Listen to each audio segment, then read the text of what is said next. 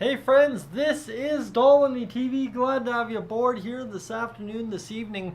I guess technically it is this evening. I mean, it's a Sunday game, but a 7 p.m. start for our Edmonton Oilers as things get kicked off for the Pittsburgh Penguins and the Oilers at the top of the clock. We're about 15 minutes away from the broadcast, flipping over to, of course, the Oilers and Penguins. And then we get to a big hockey game for the Oilers. We're currently sitting in second in the Pacific Division. Thankfully, today, won Vegas, not playing. LA did win earlier 5-1 over New Jersey. Vancouver's playing Anaheim, currently tied at 1 apiece at the end of the first.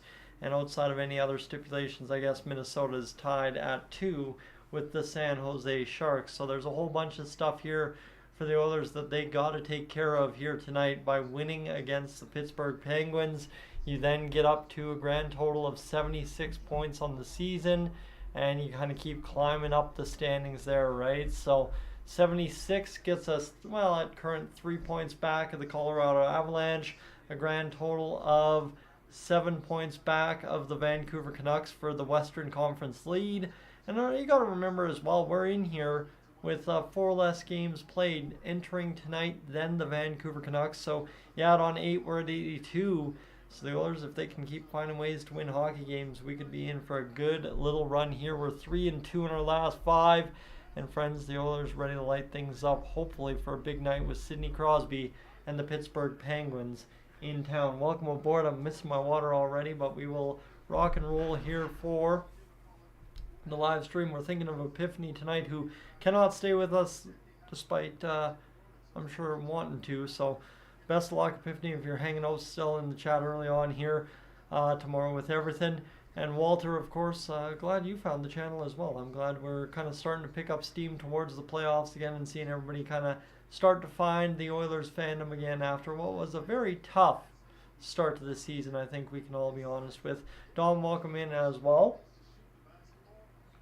As the downfall of the Penguins, well, those guys have gotten old, right? I think Crosby's having a career year, but Carlson's old, Malkin's old, Letang's old. So kind of tough to sit there and have high expectations for that group, especially with the talent they surrounded them with and the injuries that talent has suffered. I think Brian Rust, Nola Chari, guys like that have been in and out of the lineup 1.5 million times this year. So tough go there. So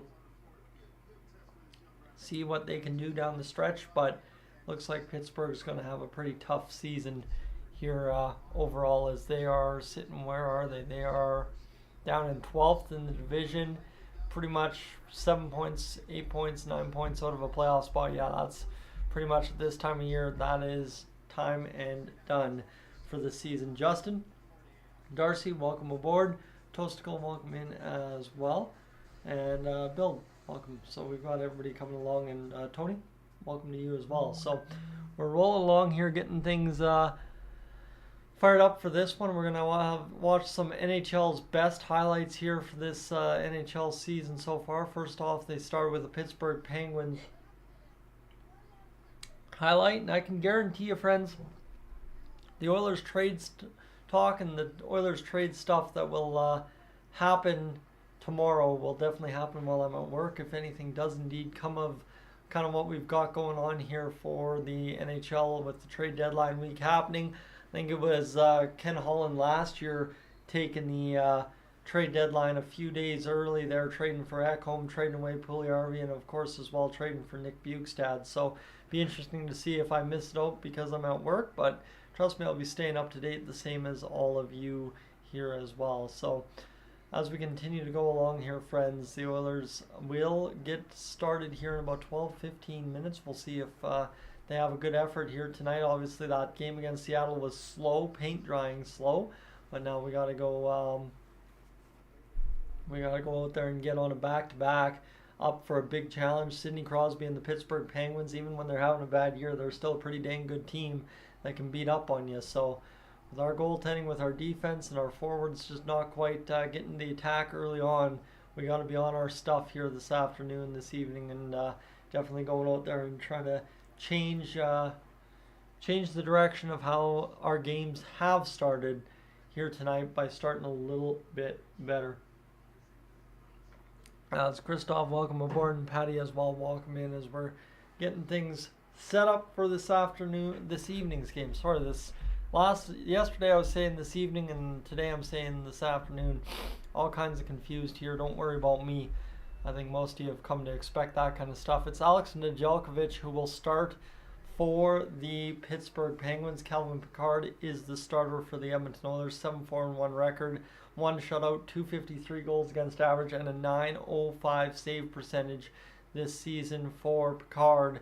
And you got to see here too, Nedeljkovic has had a pretty good season, .915 and 267 goals against average. So he's had a pretty good go of it, and now he's got to look to try and stop the high-powered Oilers attack that's averaging 3.52 goals per game, and the Oilers defense only giving up 2.95 goals per game. So the Oilers are in pretty well right now, obviously doing the 2 or less goals against per game again here recently. That's kind of been a big key to the success. If the Oilers allow 2 or less goals per game, I feel like we win 95% of our hockey games. So be interesting to see here if the Oilers can indeed keep the Penguins off the board and give us a good chance at winning a hockey game that we desperately need to find a way to do, because continuing to build a lead on Vegas is the only real way to secure home ice, and what would be a huge advantage against a team like Vegas when it comes down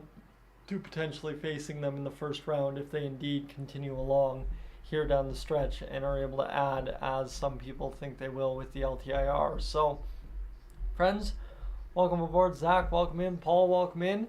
And Jeff as well, as I'm seeing everybody just kind of tuning in here early on the stream. This is kind of different from the last few. Obviously, nationally televised games the last few. I think tonight's a nationally televised game outside of the Canucks region, but as well, kind of one of those games too. That's at a weird time on a Sunday night in regular viewing time for us here in Alberta. So we'll see a lot of regulars coming through the old turnstiles, I'm sure, as we're just watching some best plays of the month, or best plays of the past little bit, I guess. Here is a whole bunch of highlights going on right now, and not much we can really say about the start of this hockey game until obviously we get to the broadcast and Gene Principe firing us up for another Oilers game this evening. Friends, if you haven't already hit that like button on the stream, make sure to do that. I know last live stream out we kind of started crushing up there at the end of the third period, and that was because, again, I always remind you early on, and that ends up just kind of playing out real nice down the stretch. So I'm going to do one last thing here. I know somebody was saying that the stream kind of froze up last time out, so I'm going to try and take care of something here for you right now.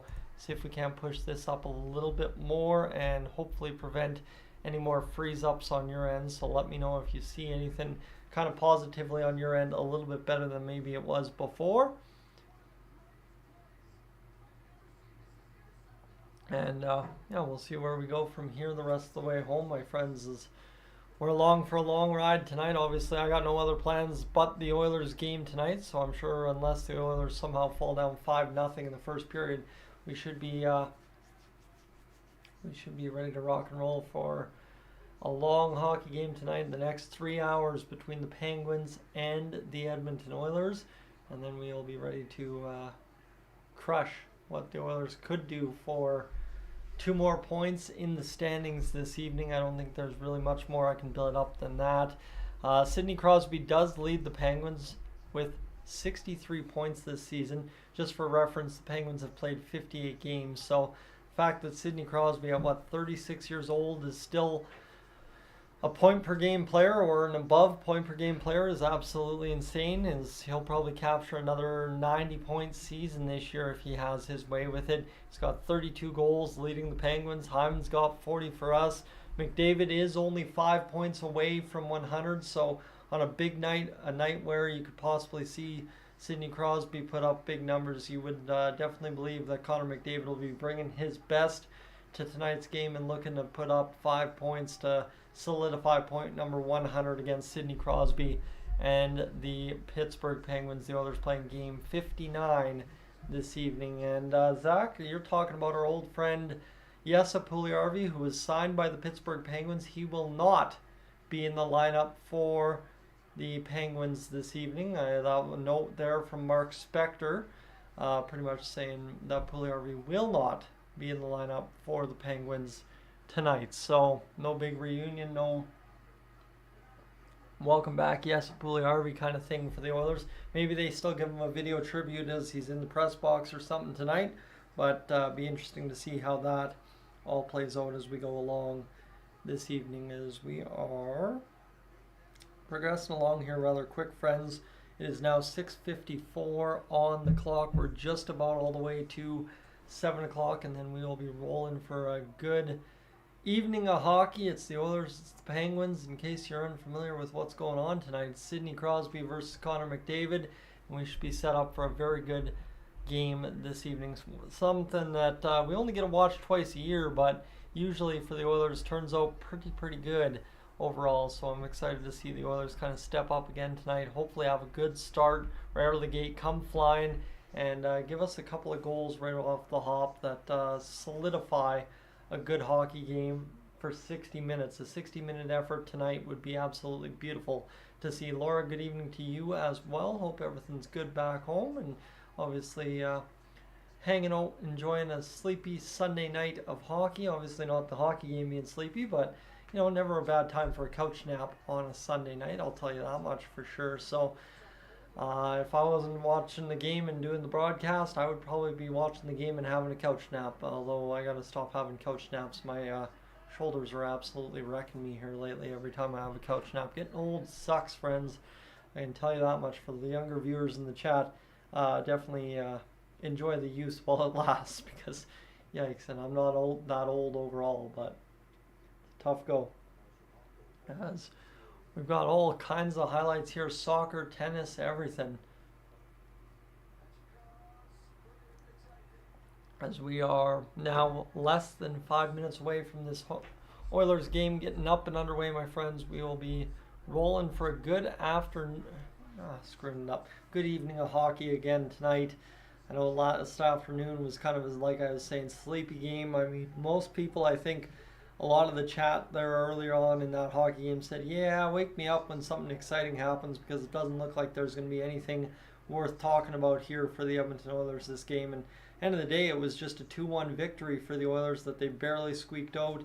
And on the back of Stuart Skinner, we're able to get a big-time 2 points to get ahead of Vegas.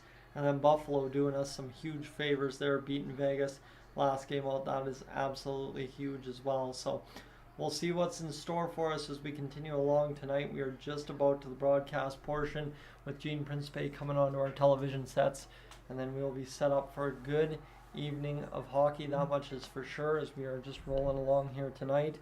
As what do we got here? We got B. Jilly sending a post in there, but you like to see the Oilers obviously hopefully get the job done here tonight. And Zach, in terms of calling in sick on Friday, that is an absolute no-no. I tried to book the day off, and unfortunately we've got 3 people out of the office, shop, whatever you want to say, on Friday. So I will be at the office doing my thing, and we'll see if we can't find some time at lunchtime to get a video or two up about the trade deadline. But it'll be Patrick from the Oilers Fanatic and Brennan from Gillis TV that will be keeping you up to date here in my estimate of things for the Oilers this trade deadline, and as well Austin Hockey getting you going this year as well. So we'll see what happens here, friends, for the trade deadline. I still expect Ken Holland to probably get all his work done by about let's say Wednesday afternoon is when I expect him to get the majority of the work done, and then that depth defenseman will probably be a Friday move. But the big move will be coming, I assume, sometime this week when the Oilers decide to show up and just get the job done here early on, so as they don't miss the boat on a big time player. So that's kind of my feeling on it. Again, that's why I'm not too worried about missing trade deadline day. Right, last year I streamed all of trade deadline day, and I ended up getting no trades from the Edmonton Oilers, so that was tough. I know there was a moment where we thought the Oilers weren't done, and then the Oilers did end up being done. So hopefully this year we can avoid all that pain and just work a whole day and obviously get paid to be at work. That's the biggest thing, is guys still got to make a paycheck, and hopefully that works out this year, that we don't miss anything 2 years in a row on the Friday of the trade deadline. So friends, is there anything else we've missed pregame that we need to know? Sam Gagner out there for the Edmonton Oilers right now, as he's played for quite a few teams in his career, right? I mean, we forget that he's played with the Philadelphia Flyers and the Arizona Coyotes over the course of his career. He's played with the Winnipeg Jets, and yeah, Sam Gagner is back with the Oilers, back in the lineup this evening, as he looks to go through another trade deadline with the Edmonton Oilers tonight. So what do we got? The Furcus Circus has 50 goals. Jager Furcus has 50 goals in a 100-point campaign for the Moose Jaw Warriors. That is absolutely unreal for the young man. And yeah, this is it's going to be absolutely insane to see for the Oilers tonight. If they can show up and start on time, then we are going to have ourselves a huge, huge hockey game for sure. So, Lucy, you're busy all Friday. Well, yeah, that's pretty much hopefully everybody, right? I know on Friday a lot of times in school, when I was in grade school, things would happen in terms of weather, and it would be a snow day, and it would be the perfect snow day, but almost missing the excitement of being able to hang out and watch it with somebody. And I've done that a couple times as an adult over the course of my career, or course of my life, where I've taken the day off and hung out with a buddy and watched it. Famously, you would have seen the couch episodes back in 2020, or was it 2020? Yeah, I think it was 2020. But now we've got Connor McDavid and Sidney Crosby twice in a week. We've got tonight at Rogers Place and next Sunday in Pittsburgh. So twice in 1 week, literally Sunday and Sunday between Crosby and McDavid. That's going to be exciting to see. The fact that we get 2 Sunday games against Pittsburgh Penguins. Lots of young Crosby fans in the stands, and even some older ones as well, as Sidney Crosby has got a lot of a following. Monty, welcome aboard as well, and Mr. Doom, good to see you. We're getting set up. It's the 12th head-to-head meeting between Connor McDavid and Sidney Crosby, right? Connor McDavid was that next generational talent after Sidney Crosby, and to think of where Crosby would be today if he had not had the soft tissue injuries is absolutely unreal, because he was a absolute terror there at the early part of his career when really nobody was scoring a whole bunch of points. So hopefully for Sidney Crosby, he can keep healthy and continue to pile up milestones, and then maybe win one more cup, maybe as a member of the Edmonton Oilers. I don't know. Who knows? Find out here from maybe as we're going to see a whole bunch of highlights here for the Oilers, as you've got Zach Hyman and Crosby on pace for 45 goals this year. Zach Hyman's on pace for a couple more, about 50 I think we might see Zach Hyman score this year, so that would be fantastic if he could get that done. And Lucy, as in terms of paying attention to the Oilers, well, I mean, hey, glad I can be an excuse for somebody to keep eyes on Connor McDavid, I'll tell you that much. That's one thing that I'm trying every year to take a little bit less for granted, is the fact that we get to, as Oilers fans, night in, night out, watch Connor McDavid in the prime of his career as a member of our team chasing a Stanley Cup. That's a pretty special thing all told, and it's pretty exciting as an Oilers fan to be able to sit back and realize, hey, this is how fortunate we truly are as fans of the Edmonton Oilers to not only have had Gretzky, but to have Connor McDavid as well. And Connor's now in the prime of his career, sitting here trying to win us a Stanley Cup back-to-back-to-back years, right? Third round, second round, TBD this year, and I'm excited to see where the Oilers go with it in the playoffs, because you kind of look at some of the pieces the Oilers have in their game this year, right? The 2 or less goals, they win hockey games. Stuart Skinner goes streaking. Well, if he finds a streaky stretch of 20 games, we end up winning a Stanley Cup behind him. The defense can be tough and mean when they need to be, and it's just really the only thing I'm thinking we're missing at this point is forward depth to make sure you have that extra goal when you need it. But we've just about set up for anthems here between Pittsburgh and the Oilers, friends. We're about to get things set up for tonight's hockey game. Welcome aboard. If you're just tuning in, there's 65 of you aboard this evening. What I need you to do right now is hit that like button on the stream if you haven't done that already. We are done the pregame portion, or the majority of the pregame portion, and we are about to get set up for this evening's action between the Penguins and the Edmonton Oilers, as things will get fired up here officially in a few moments, as we'll go here quickly and see that we are up over 11.6 hours watched on the stream already, so we should be on pace for a pretty solid stream. I know last time out we didn't hit that 250 that I normally set the marker at, but for an afternoon game on a Saturday, to expect anything more than that 200 is a little unbelievable on my side. So tonight we're back to the 250 marker, and we'll see what we can do this evening. Margaret, welcome aboard. Peter as well. Patrick, welcome in as we get things fired up this evening for what should be a good game. Xander, welcome aboard as well, as we're about to get things going here after this commercial break for the Oilers and the Pittsburgh Penguins. We should almost go right into puck drop, I think. I think we're going to miss the American National Anthem and most of O Canada on tonight's broadcast. And Peter, it's a nice little milestone to hit that 69, that's for sure, when you get that many folks in here, and then that means we're almost to 75 and pretty much 3/4 of the way to 100. Not too bad at all, as we are about to get things fired up for tonight's hockey game. The potential $1 million winner for the Save On Foods $1 million score to win is Lorraine Proudfoot of Fort McMurray, Alberta, as we'll get things rolling here in a matter of a few seconds, friends. It looks like the Rogers Place Concourse Ford Hall area is rather quiet this evening. Everybody's funneled into the arena this evening, and we are set for actually what will be the land acknowledgement here for the Edmonton Oilers and of course the Pittsburgh Penguins. I think what we were seeing, why I thought we were going to miss the anthems, is every start of the month, first home game of every month, the Oilers do the Molson Cup, and that's what's on the ice right now, as the Oilers have already handed that out, I'm sure. And now we will get to firing this up. There used to be a time when the Oilers broadcasts used to feature the Molson Cup presentation, but no longer is that the case. It looks like nowadays we've kind of gone through this enough times this year to figure that out. So Robert Clark is about to sing us our national anthem this evening.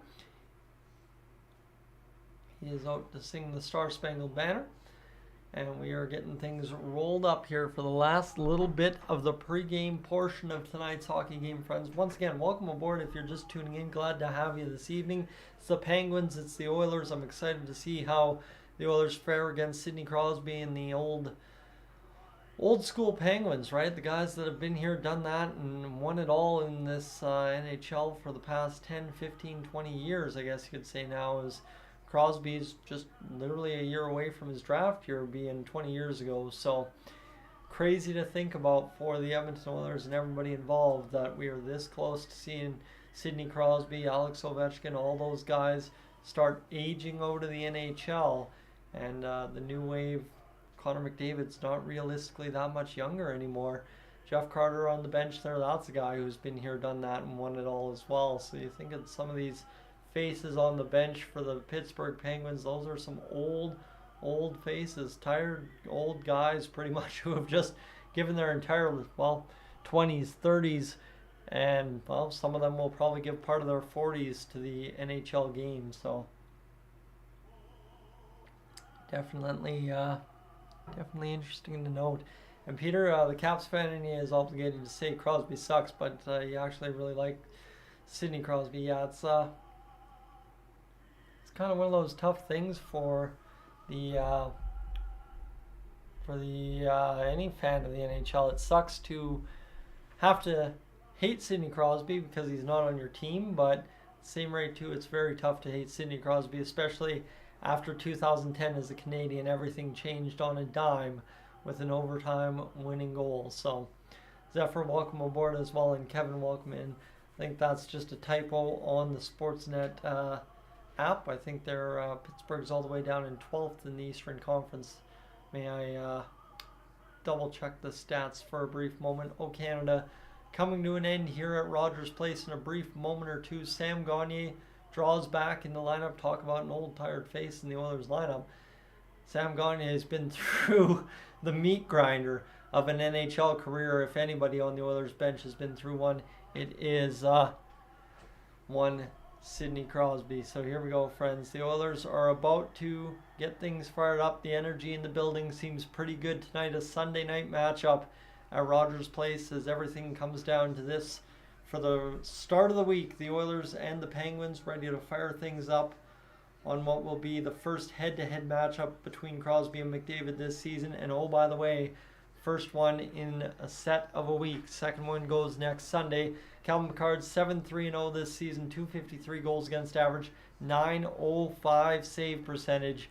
As we'll get set up to get things going, Nedeljkovic in net for the Penguins, 9-4-4, 267 goals against average, and a 915 save percentage. So here we go. Face off for Sidney Crosby and Connor McDavid at center ice here in a brief moment as we'll get this hockey game going. McDavid's already sprayed himself down with the water bottle quite heavily.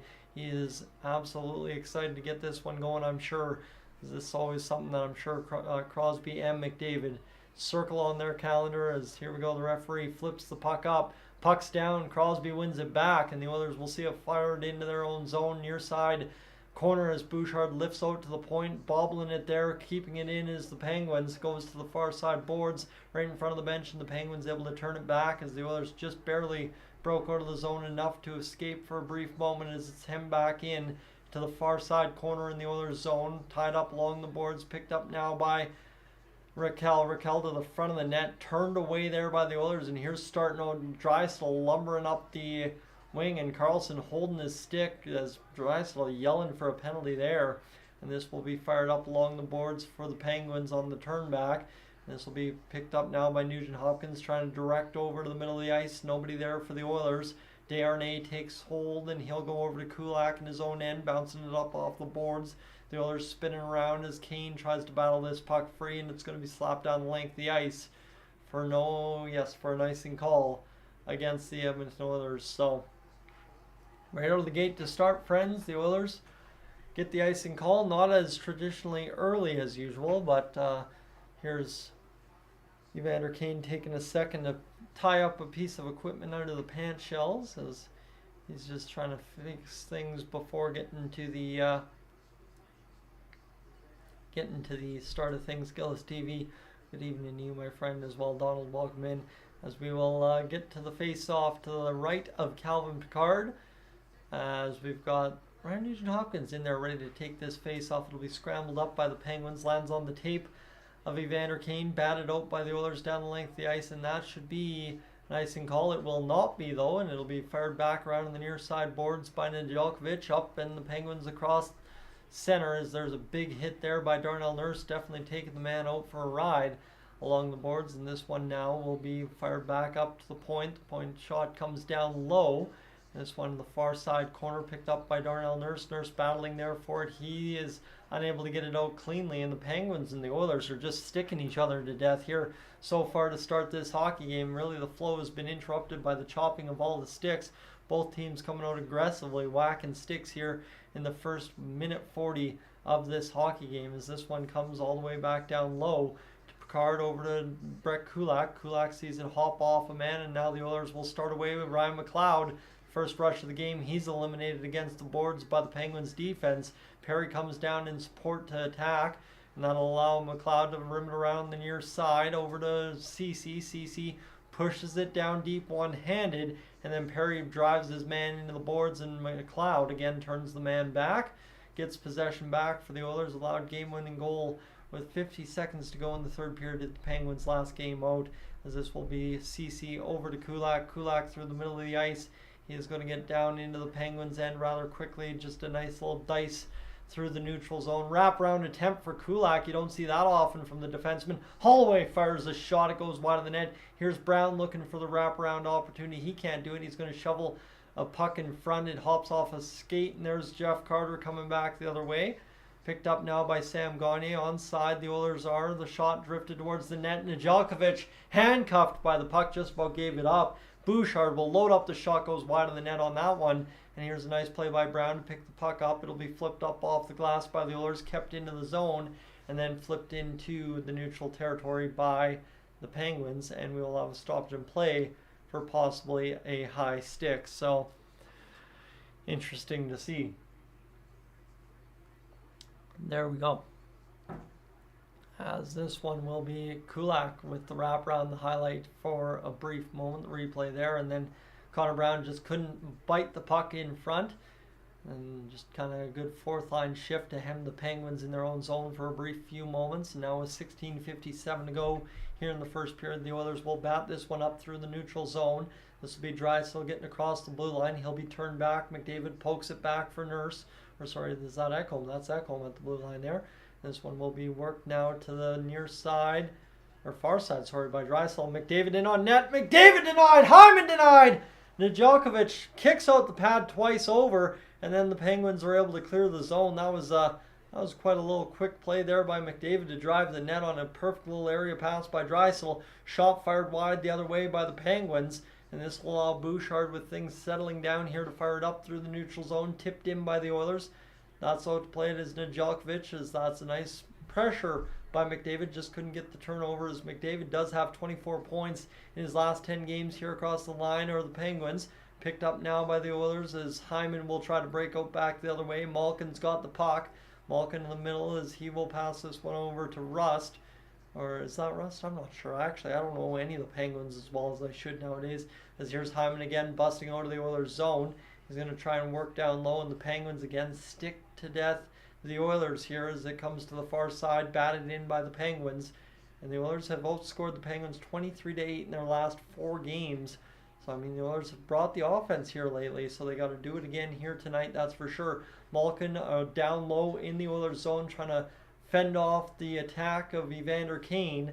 This one will work for the Penguins as they set up zone time. They're going to rip the shot from the point, turned away by Calvin Pickard, and that will be down low now for Vinny Desharnais, as this one comes now for the Penguins to tie up along the boards as it's poked over, and now here comes Kane. A good clear for the Oilers. They'll fire down low into the Penguins' territory. The goaltender out to play it. Backhand reverse to the far side boards. And Gruden, his first NHL goal last night versus the Flames. We'll have to figure out what number he is. So here's McLoud going down low in behind the netminder for the Penguins. Back to the near side point. CeCe fires the shot wide of the net off the back. Fogle tries to tap it in front. Here's Perry getting it down low to Fogle, who will pick it up off the boards. He'll try and work this one around as McLoud slaps it around to the near side for CeCe again. CeCe will play this one again down low, and the Oilers' third line has something cooking here. Penguins so far looking a little back on their heels when the Oilers start attacking down low, as Pickard will play it off the boards. Picked up by CeCe, turned over by the Oilers on a bad pass by CeCe onto the backhand of Fogle. And this one is now Kulak up to Fogle again. Fogle's just got to get across center and clear into the Penguins' territory. They do, in this game 4 of a 4-game road trip for the Pittsburgh Penguins. The Oilers would love to hand them their third loss in 4 games. This is now Connor Brown in the fourth line on the ice. Turnover there for the Oilers right onto the tape of the Penguins. Pickard steers it wide. And the Oilers will just flip out to the near side point, not out. Here's Bouchard picking it up again. He's going to be stripped of the puck in behind the Penguins. Start out and reverse back down low as Carter had his stick taken away by Mattias Ekholm. And here's Bouchard near side corner trying to make a quick play. That's just a sloppy little pass there in behind the net, kind of reminiscent of the stuff that was costing the Oilers early on in the season. Penguins able to tie up behind the net, and this will just force the Oilers to play a few more moments in their own end. Another turnover, this time by Sam Gagner, cost the Oilers a brief moment in their own end again. And here's now an opportunity attack, as this is Hyman, or sorry, not Hyman, this is Brown and Gagner and Holloway getting down deep, and Brown's going to go chasing behind the net for this puck. He's got the turnover, possibly Crosby though finds it in his skates and is able to bounce it down onto the tape of Darnell Nurse, as this is picked up by Vinny Desharnais. Back to Nurse now, as Nurse will gain center, fire the shot in off the end wall, and the bouncing puck there kind of sees the Penguins bounce along the boards. And here's Desharnais down low to Hyman around the far side boards as he will reverse there. Look back behind for McDavid. McDavid has scooped off his puck, or stick. The puck comes to Zach Hyman. He goes down in a little bit of a turning fall. And here's Hyman fighting up along the boards, and the Penguins will be able to clear. Friends, I'm fighting my words tonight, that's for sure. 12:28 to go here in this first period. This is going to be picked up again by Vinny Desharnais near side. He'll fire to the far side and picked up by the Oilers in the middle of the ice, and then Nurse just had to fall on his man more or less to free up that puck. Here's Hyman driving to the backhand, setting up McDavid. McDavid in front for Draisaitl, just cannot connect. And back to the blue line it goes for CeCe, over to McDavid, back to Kulak. Now far side to Draisaitl, spinning off the check here. In behind now, Draisaitl wheeling around the zone. Draisaitl will look to the far side. Pass right in front for Hyman. He falls down again. Hyman's got to get his skates looked at here. That's twice he's fallen down on this shift, turning around on the left-hand side. So we'll see if Kulak can do anything in the near side corner in his own zone. He takes a big hit, still makes the play. And there's a nice play by Nugent Hopkins to fire it down the ice on a tip, and this will be worked over to the near side as this one comes free now for Kane. Kane will pick this one up in behind Nedeljkovic. In front! The Oilers get a grade A chance, stopped by Nedeljkovic, and we've got a stoppage in play coming up. It appears the net may have come off from his Matthias Ekholm going to the box here. It looks like Ekholm is going to the box. So with most points at home this season for the Oilers,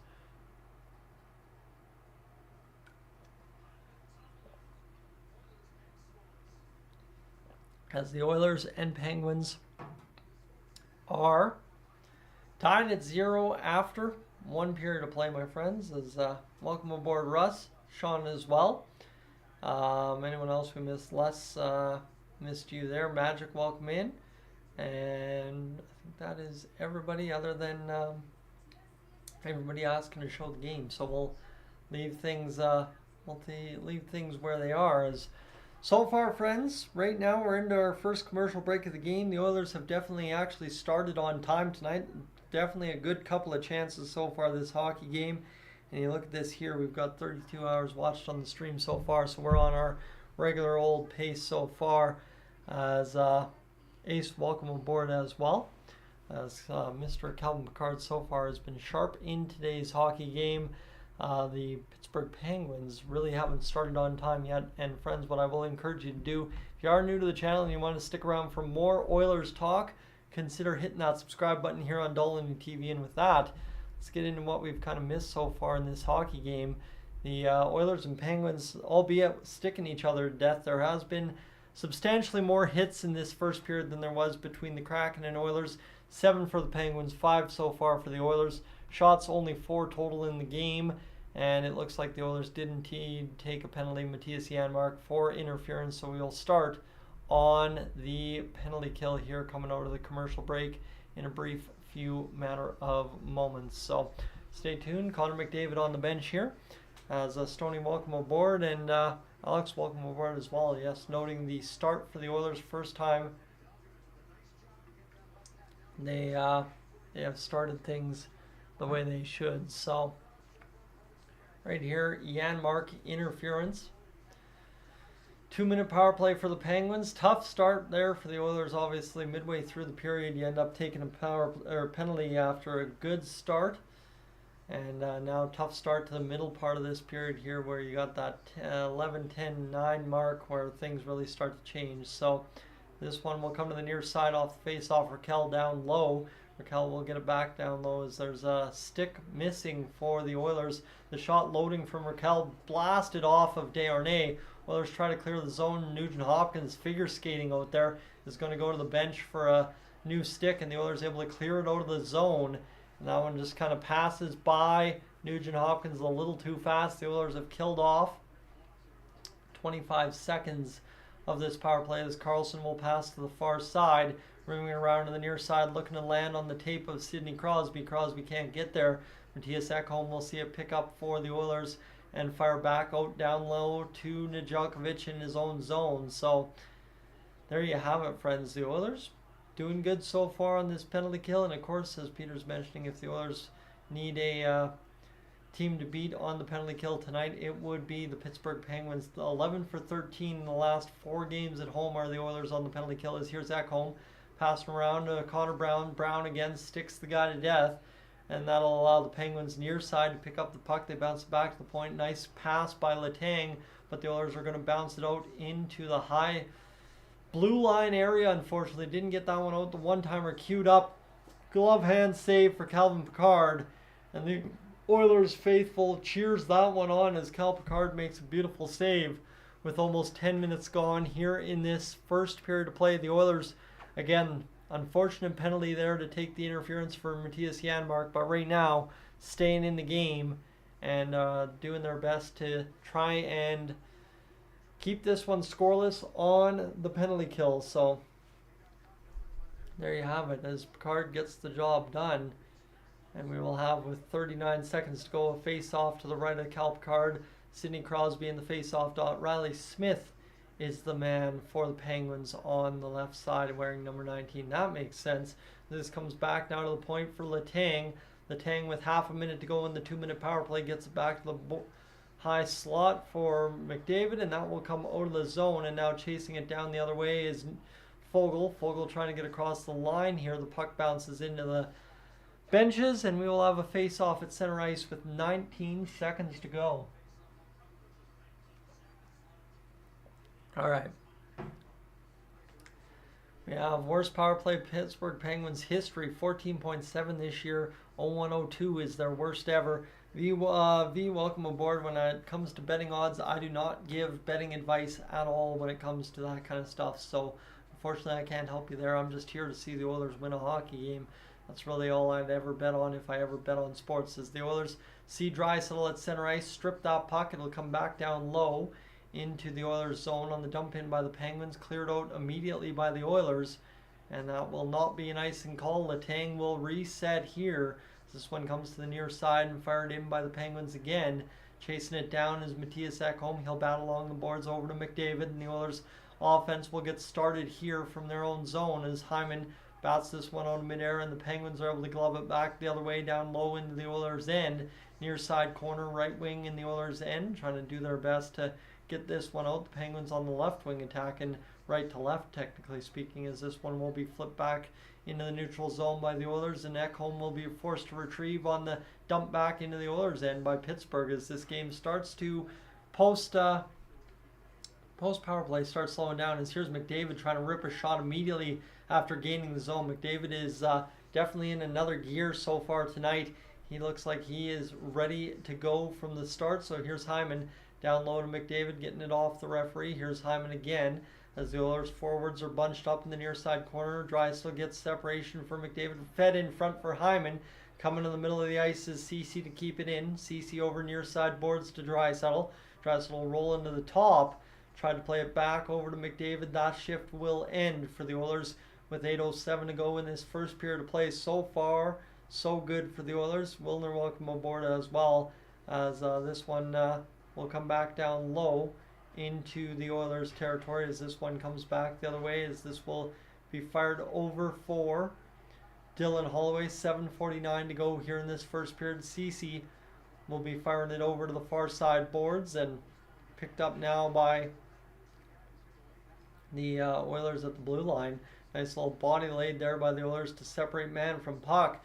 And now chasing it back into his own zone is Cody CeCe, bouncing it off the boards to Evander Kane. Loading up now Sam Gagner with Dylan Holloway and Evander Kane. Kane fires a shot. Holloway can't get the backhander on net. Good looking opportunity right in front to try and spin that shot back towards the pads and Nedeljkovic. The Oilers kind of jamming away here as Gagner's got it. Holloway's on his butt in the crease, and the Oilers unable to fire the puck home on a fourth line, third line, second line shift there, as that was a good looking opportunity there. And there's a Holloway hit there on Gruden as both players came together and crashed up. So tough go right there. So friends, welcome aboard. If you're just tuning in, glad to have you aboard this evening, as the Oilers so far are looking to see if they can get this job done this evening here. So far, no goals in the game, but you got to imagine that the Oilers, with 7.5, 7:12 to go in this first period, will find some goal scoring at some point, playing the way they are this hockey game. Is see, am I going to be able to get the little three-legged guy over here? I don't know. Hey, come here. Nope, he's hungry. He's going to eat. But friends, we are along for the ride this evening. If you're hanging out with me, I definitely want to encourage you to hit that subscribe button here on Dolynny TV this evening. As well, you know, we are getting into the stretch drive of the season here, and I'd be glad to have you along for the ride for every live stream building up to the playoffs, and then especially in the playoffs as well, as we're rolling along. And let's see here if we've got anything going here as we go. 3.75. So 44.5 hours so far on the stream. We're rolling along tonight, friends. We're rolling along just decent. We're about to hit that 50-hour mark, and then we should be really ready to roll for what would be a good intermission. And then, like I said, 250 is kind of the goal every stream out, so we'll see if that ends up being the case. But the Oilers so far, not really much going on in this game. Kane's got a hit on Ruhwedel, and then Corey Perry ate a stick up high and went down the tunnel for repairs.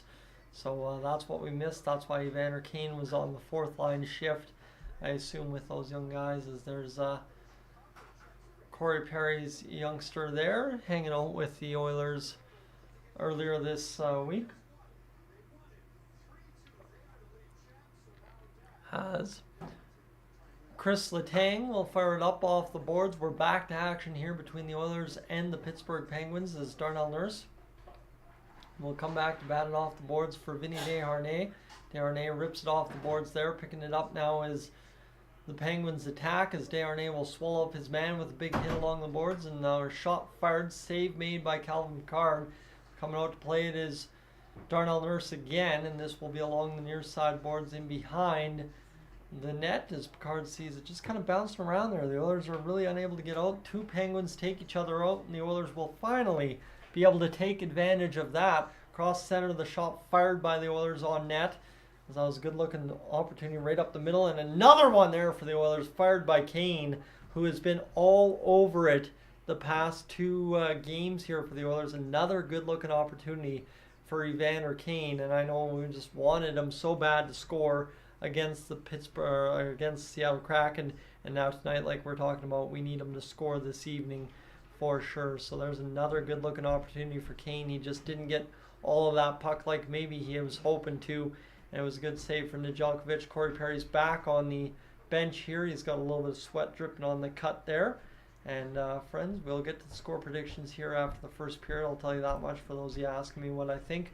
I'm going to take the first period to feel it out based on how things went last time. Here's another shot for the Oilers from the slot area. Connor McDavid shoots it, and it's a good glove save for Nedeljkovic. The Oilers now up to 5 shots this game, and so far some very dangerous open looks for the Edmonton Oilers in tonight's hockey game.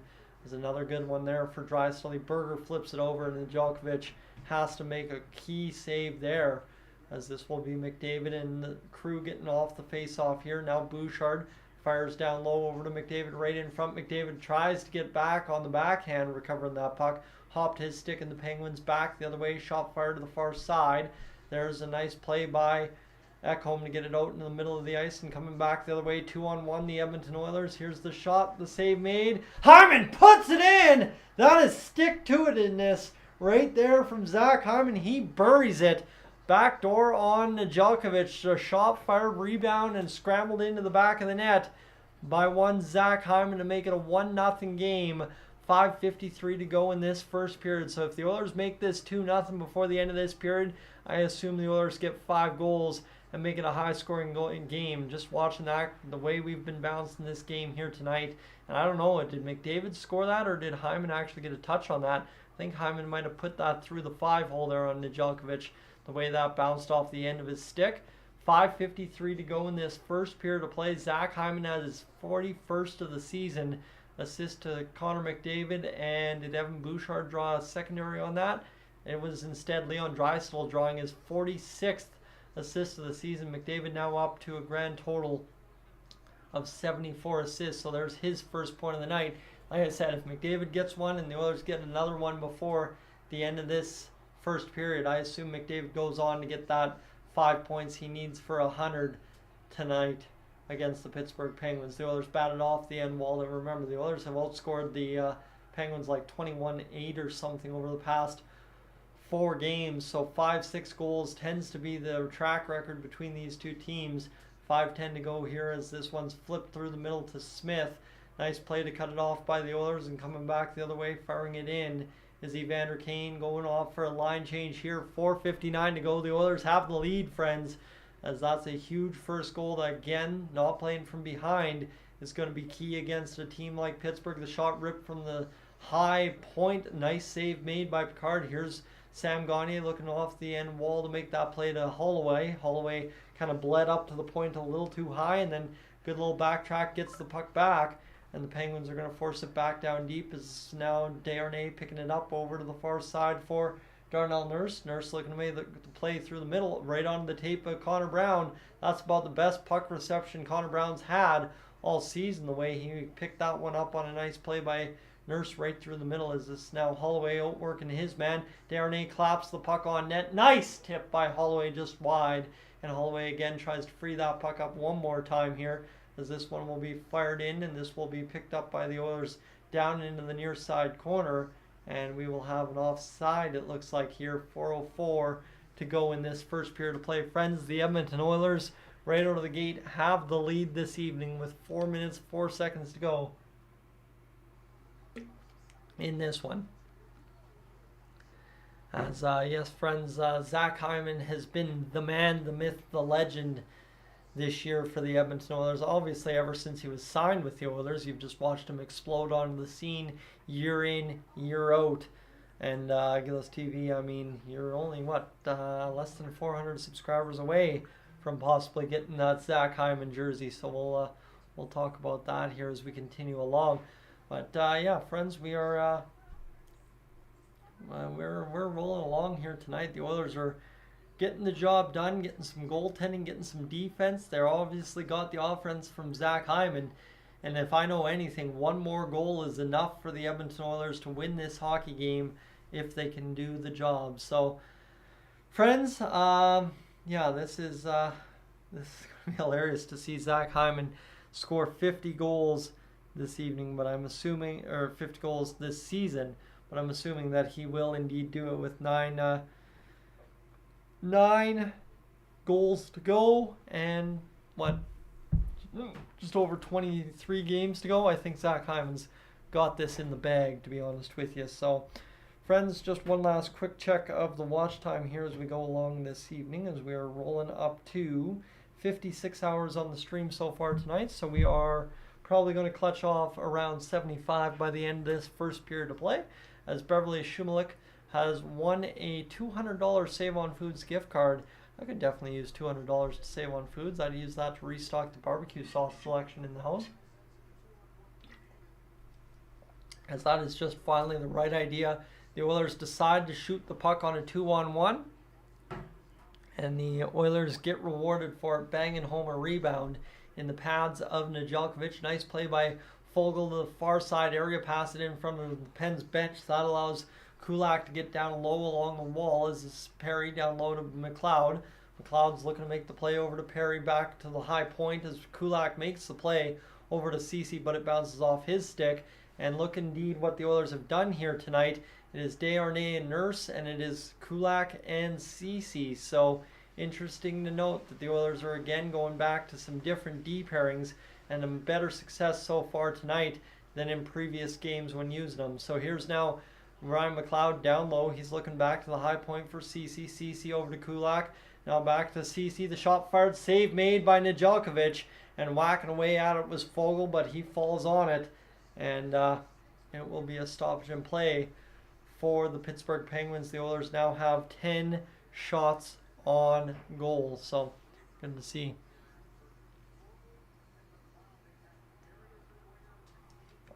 That one was a good CNI shot there for CeCe, hammering it on net, and then just able to get that little extra bounce over to the chest area off of Nedeljkovic. And here we go. Ella, welcome in as well. Glad to see you aboard from Australia. One of my friends from Slow Pitch actually just went home to Australia here this weekend, as the Oilers will get this rolling back to the near side boards as the top line takes a shift in the Penguins zone. Backhanding it are the Penguins to the point as it comes out of the zone just barely. and the Oilers are fighting there. Hyman and Ekholm trying to get this one into the zone. Quickly played back. The Penguins developing a 2-on-1. The trailer incoming. Here's Letang. The shot. Save made. O'Connor looking for the tip, and he'll be pushed out of the slot area there right in front on the blue paint. And Calvin Pickard will stand tall on his 7th shot of the game. He makes another save. So for the Oilers, we're rolling along, friends. If you're enjoying tonight's hockey game so far, make sure to leave a like on the stream. Sorry that I'm fighting my words. Back-to-back games on the weekend. A 7 p.m. Sunday night game. Not quite my cup of tea, but we're rolling either way. The Oilers are up 1-0, and we're just trying to get this job going. Is this going now into the neutral zone? The Oilers trying to drag past the Penguins defense. They're going to do it as a nice play by Janmark. Gets it in front for McLoud over to Nugent-Hopkins. Down low now to Janmark again, and the Penguins able to turn it back. Raquel will rim off the glass and out into the Oilers zone. Chasing after it is Vinny Desharnais for the icing call. And Andrew, welcome aboard.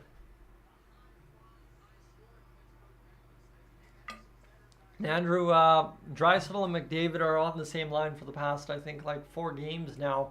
We've kind of lit them up here. Yeah, I guess since this win streak started, the game back against the LA Kings and everything kind of is where we started seeing that Draisaitl and McDavid back together. And this shot drifted off the shin pads of somebody in the shooting lane there for the Oilers following the face-off win. Picked off. O'Connor will fire it back down low to Pickard. Pickard picks it up off the dump in, and the Oilers will try and transition back the other way. 2:13 to go in this first period of play, cutting through the middle of the ice. The Oilers on the attack. Nice play here by Draisaitl to protect the puck, and then he's kicked off.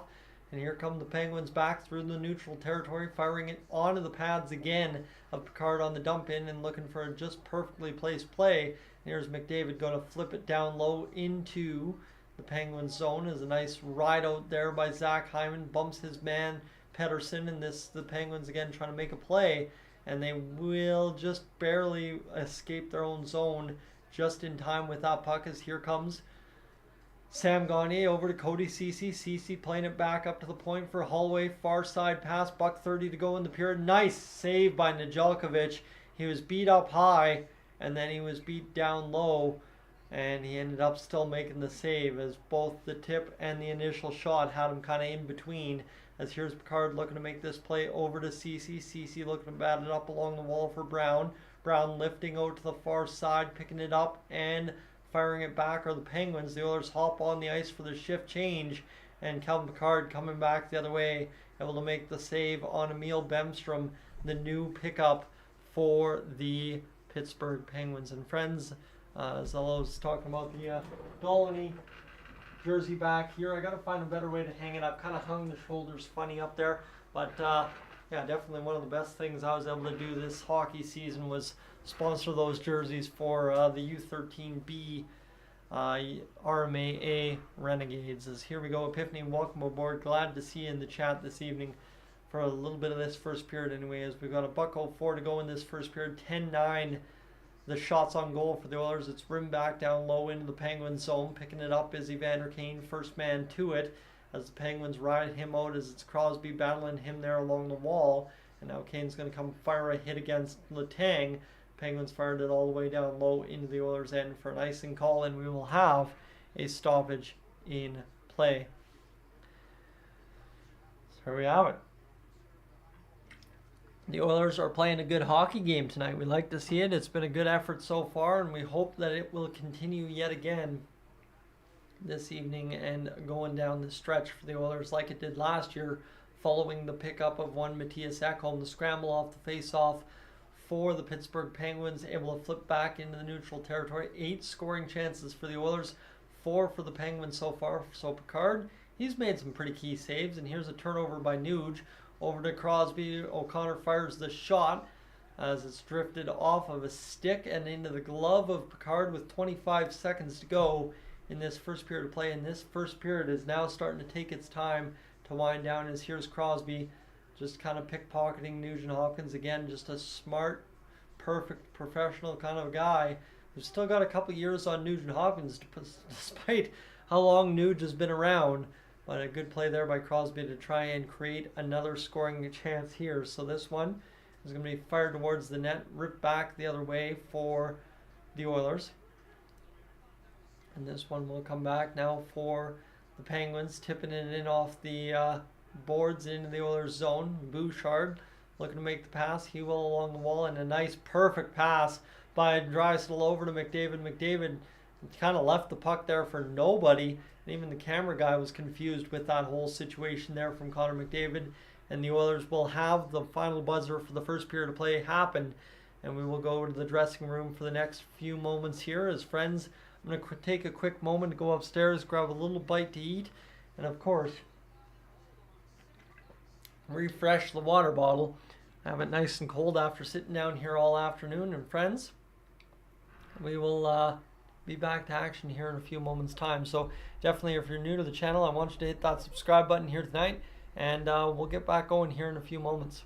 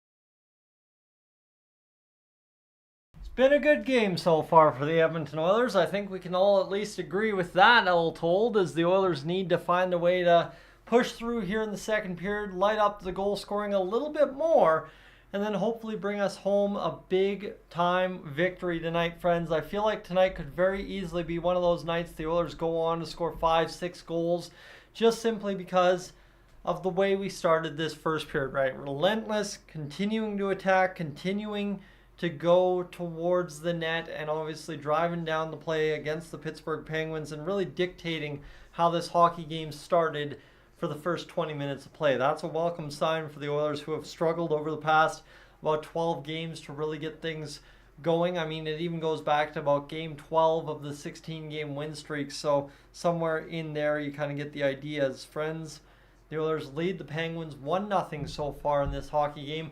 The 50-50 is about to come to an end with $718,195, the total for the Oilers. 50-50. Of course, if you haven't grabbed your tickets yet, make sure to do that as we are rolling along here this evening, friends. I don't think there's anything too much to mention from that first period, but we'll take a look nonetheless. The Oilers held the shot edge 10-9. The hits more ramped up, right? The Oilers and Seattle Kraken was a sleepy game. 15-13 the hits for the Penguins. 9-8 the faceoffs for the Oilers, 7-7 each team, just terrible with the giveaways in that first period, but the takeaways also dead even. Really, it was the Pittsburgh Penguins ultimately who were swimming in their own zone and had to block 4 more shots than the Oilers did. 6-2, they lead that edge, and be interesting now to see if the Oilers can find a way to push through in this hockey game. Of course, the goal scored was Zach Hyman from Connor McDavid and Leon Draisaitl. The top line again finds a way to break through and find a goal. So, hopefully tonight see the depth scorers show up here for a couple of goals, maybe assisted by Connor McDavid to get him to that 5-point situation, right? That would be nice if he could get to 100 points this season. That much is for sure. So as we continue to roll along, friends, we'll go check the old Twitter machine and see if there's anything we missed in that first period. Of course, Matthias Ekholm getting the job done in that first period of play so far for us, making sure there's 0 goals in the column for the Edmonton Oilers and all involved as we continue along this evening. The Oilers need to find a way to keep pressuring the puck in this second period and obviously keep turning things around against the Pittsburgh Penguins as long as possible tonight, because what we did in that first period was absolutely fantastic from an Oilers fan perspective. So hopefully we get that job done and we see the Oilers go out there and win this evening against the Penguins. So we continue to roll this evening, friends. I don't think there's anything really much to mention outside of that. I think we're pretty well set up for a good rest of the hockey game here. I know it's only 1 goal, but you just get that feeling based on the way the Oilers played in that first period that good things are to come down the stretch in this hockey game if they decide to keep playing the way they have so far tonight. And very happy to see Hyman call out their lack of good starts. Zach Hyman's a guy who definitely will say it as it is, Ace, and a guy who wears his heart on his sleeve too, right? There was all that news today about how good of a person Zach Hyman and Ryan Nugent-Hopkins are for showing up for a stranded fan in Edmonton. Well, I'll tell you, the big thing too is you know those characteristics come into the locker room, and Zach Hyman's a guy that comes out and just produces results, right, all over the map, right? Grinding all over the map in terms of playmaking, sometimes goal scoring this year. He's a power play specialist. He can be on the penalty kill if you need him to be. He's a guy that just will do whatever it takes to win for this Edmonton Oilers squad, and I'm hopefully going to see him have a lot of success in the playoffs tonight. Or this year, sorry. Mark, welcome aboard. Glad to have you along, and P as well as missed you up there earlier. As just distractions here rolling around as 2 tickets to the March 28th game against the LA Kings.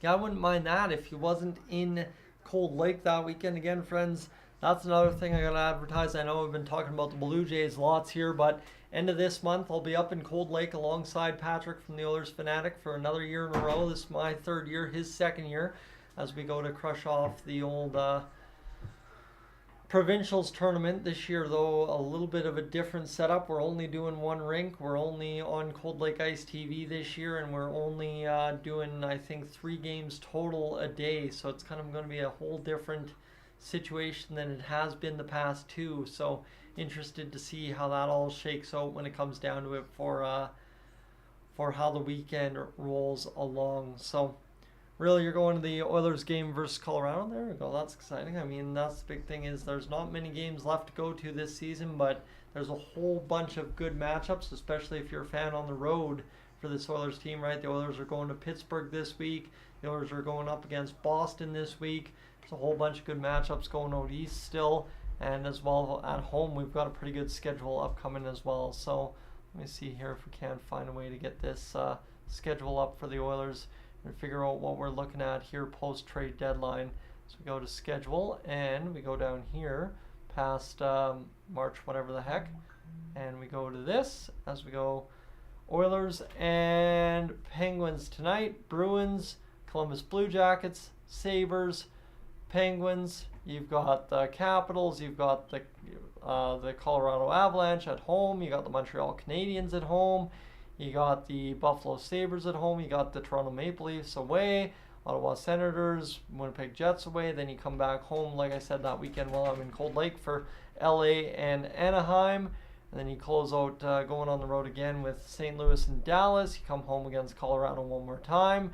Calgary down here in Alberta, or southern Alberta, in April 6th. So that's Hockey Night in Canada. So I might have to go to that game all told. Might have to get Patrick down here for that one. And then Vegas at home, the next game out there. You've got Arizona, you've got the Vancouver Canucks, you've got the San Jose Sharks, you've got the Arizona Coyotes, and you've got the Colorado Avalanche away to close out the season April 18th on a back-to-back after playing the Arizona Coyotes. There's going to be a pretty interesting finish to the season right there for the Edmonton Oilers, so looking forward to that much for sure. So friends, we continue to pace along here this evening. That is your schedule down the stretch of the go. And Mr. Doom, yeah, hopefully everybody can get to a game here down the stretch. There's a lot of home games remaining. I'm actually surprised at how many home games there are remaining. I guess we played a lot on the road this year too, so we continue along. And CL, when it comes to Connor McDavid tonight, I am projecting that he gets a 5-point night. He's already got 1 out of 5 points, so take of that what you will. But I believe Connor McDavid's in for a big night here the rest of the way home this evening. So friends, I'm going to quickly take a second to look at this glove here.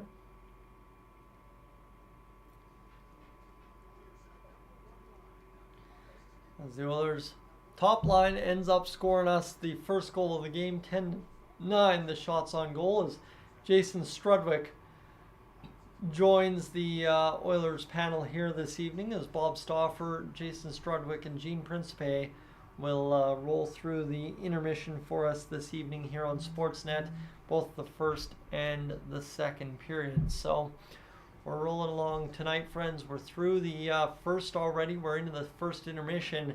We're just about set up to get things going for this, well, what will be third period of play here shortly, as we've got just about 5 minutes to go before things fire up officially, and then the Oilers get going with a big effort. And that is for sure. We do owe the Flames a spanking after they kind of beat up on us with a lackluster effort at home.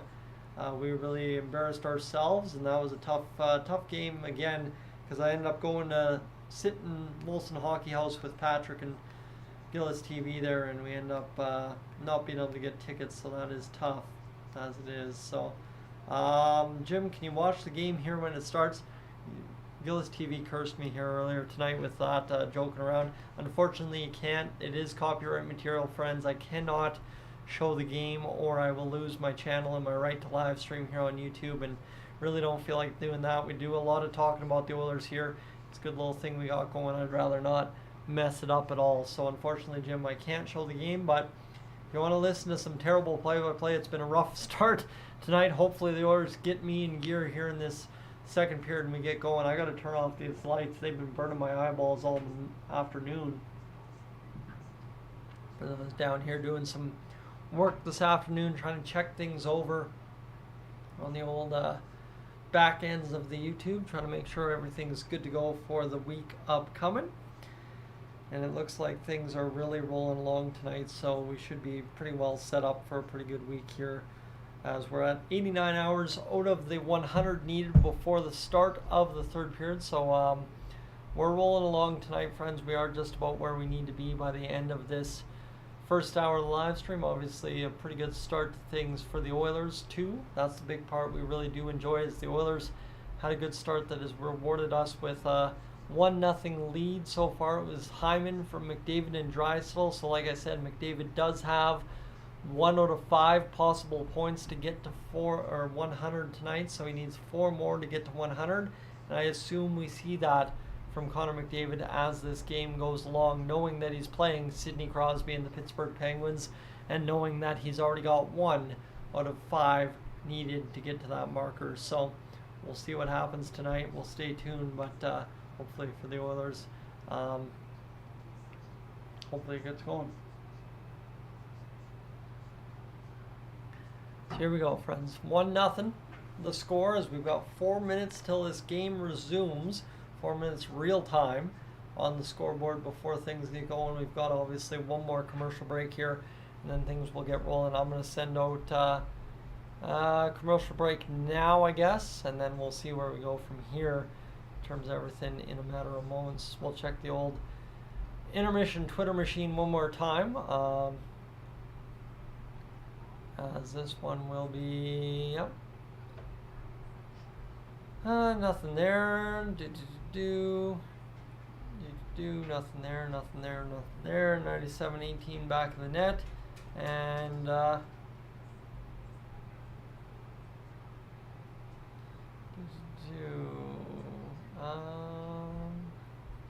seeing anything that we're missing out. Yeah, I think we're pretty well okay. Other than Oilers fans again dunking on Toronto for letting us have Zach Hyman. That's still one of the silliest things why Toronto couldn't find a way to secure Zach Hyman to a contract. There's a guy who is just going to get better and better and better. Did you do anything else? Don't think so. And yeah, nothing else to really say here. Is I think yeah, we've got. That's it. That's really it. We don't have much else to say. Sorry, friends. I'm looking, and there is nothing to really mention here for the Oilers here this afternoon, this evening, whatever. It is all about tonight's game, and right now it's a 1-0 score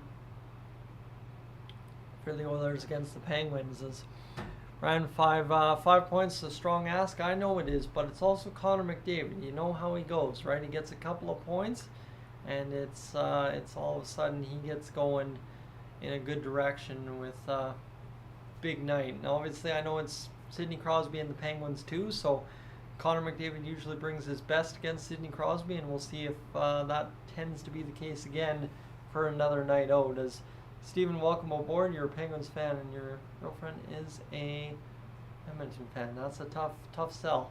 I mean, there's a lot of folks that I know have that kind of split Penguins Alberta team fandom thing, and I know guy at work he's the Penguins fan, and yeah, interesting to see how that all shakes out at the end of the day, is how those conversations would go, and obviously too how you just kind of spend tickets on one game a year when your team comes to that city that you live in to watch for that one time. So excuse me a moment here, friends. These lights are killing my eyes. This is where I wish I still had my glasses. Unfortunately, the accident that led to my glasses getting destroyed still hasn't been solved. So the old eyeballs are burning out here a little bit this evening. We'll battle through. However, if you haven't already left a like on the stream yet, make sure to do that. There is one Chris Pronger. He's in town supporting his Journey Whiskey or something. Journey whatever. Yeah, Journey Whiskey. And Chris Pronger, former Edmonton Oiler, former leader on the back end, as he will get talking here, and he's looking things over. 698 points in 1,167 games between 1993 and 2012. A 2015 Hall of Fame inductee was Chris Pronger, one of the best Oilers in one season stint that we may ever have. Chris Pronger obviously had the mark for scoring prior to one Evan Bouchard breaking it this season. It took almost 20 years for that mark to fall, but it ended up working out not too bad. So Stephen, you're going to the game next Sunday. There we go. See, that is a good little compromise right there, as Chris Pronger's having a good little joke here with Gene Principe so far, and he's talking things over, enjoying things, and we are about to get fired up for this second period of play. 1-0 score over the Pittsburgh Penguins for the Edmonton Oilers. And here we go. We will have the face-off between Crosby and McDavid one more time at center ice. Again, Crosby gets the best of it, wins the draw to the far side boards in front of the benches. The Penguins now attacking right to left here against the Oilers, as the Oilers going right to left for the one and only time this game here during regulation, as this will be flipped up by the Penguins into the neutral zone. Oilers make quick work of it and turn it back. Draisaitl kind of loses the puck and bobbles it, and the Oilers will fire it to the near side boards at the blue line of the Penguin zone. fired in, hammered by the Oilers into the zone. That will not be an icing call. Penguins working around, making the play here, as it'll be Ekholm denying Malkin the pass, and this one works through the middle of the ice. Nice play over to Malkin again. Shot fired just wide of the net there. And here's now Draisaitl trying to ride out Raquel. Raquel doesn't win that battle, but nor did Draisaitl. The defense helps out. And here's McDavid chasing the man down low into the Penguin zone. Malkin with the puck now as he'll make the play over to the near side. Batting it back again is Ekholm. And then Malkin will try and work this to the far side. Puck picked up there and flipped into the bench. A battle between a Penguin and Mr. Evan Bouchard. Puck goes out of play with 18:57 to go in this second period of play. 10-9 the shots still on the clock for the Oilers. So things looking not too bad overall so far. 1-0 again, like I said, the Oilers leading. So we need them to definitely step up and get this job done here in this second period of play. 10-9 the shots only. So one team that takes the lead in shots this period could definitely dictate how this one goes. As Darnell Nurse over to Evander Kane, and he'll look to make the pass through the middle as Kane loads up. He'll go to the far side over to Nugent Hopkins. Back with Nuge and Janmark as Evander Kane after the Corey Perry incident there in the first period. The shot drifted towards the net, off a stick, up into the netting and out of play. And with 18:40 to go, we will have a stoppage between the Oilers and Penguins. Sid is still productive this season.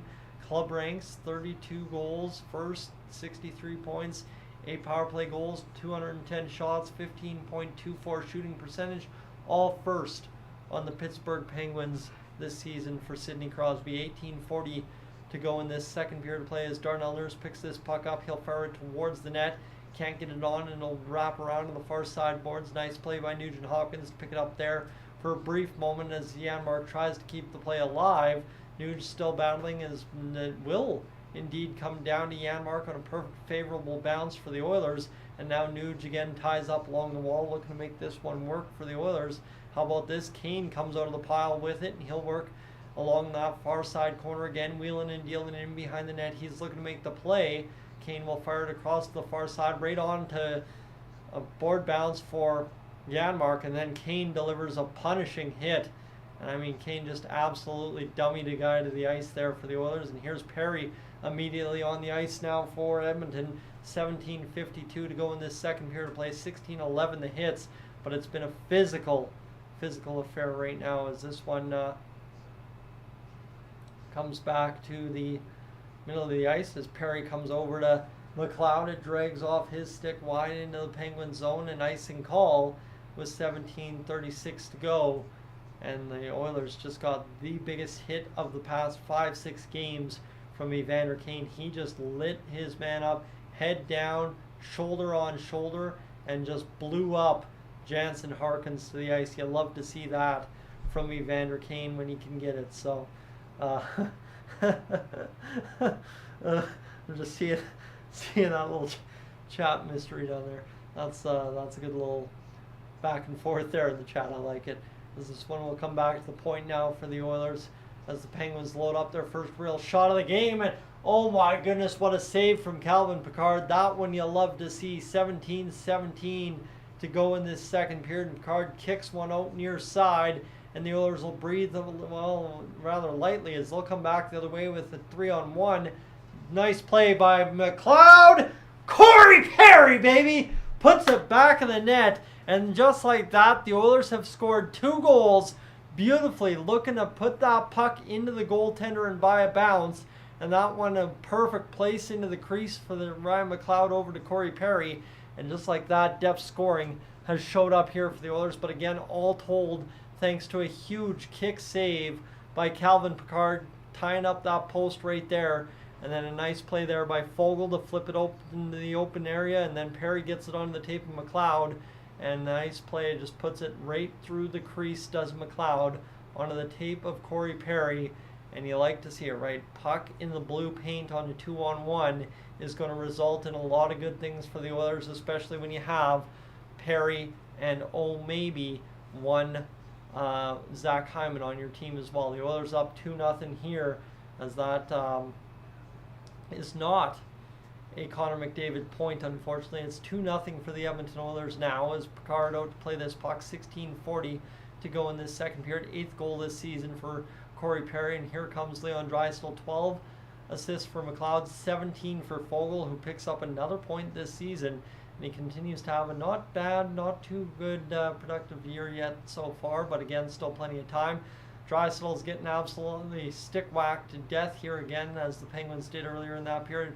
First time out is a nice shot from Hyman, drifts over top of the net, and here's Ekholm setting up the zone time. Bouchard down low off the end wall, looking to make the play over to Hyman. He can't do it. Hyman pushes the man along the boards, and again, Hyman's trying to get this job going, as this will come to the near side boards, and now picked up by the Penguins, drifting out of their own zone, down low into Calvin Pickard's tape. He'll backhand over to Bouchard, picked up now by Holloway. Holloway will go over to the attack for the Oilers, as it's a fourth line shift. Brown and Gagner join them. Brown back to the point over to Nurse, drifting it now to Vinny Desharnais. Here's a shot from Nurse into the glove of Nedeljkovic, and we will have a stoppage in play with 15:35 to go in this first period of play. A huge goal for Corey Perry, as he just comes down in a perfectly weighted pass by Ryan McLoud. Watch how he gets around the defender with the pass and then tucks it home, does Corey Perry, for a huge goal there for the Oilers. And Naomi Klimak scores the 50,000 Save on Foods points. Unreal.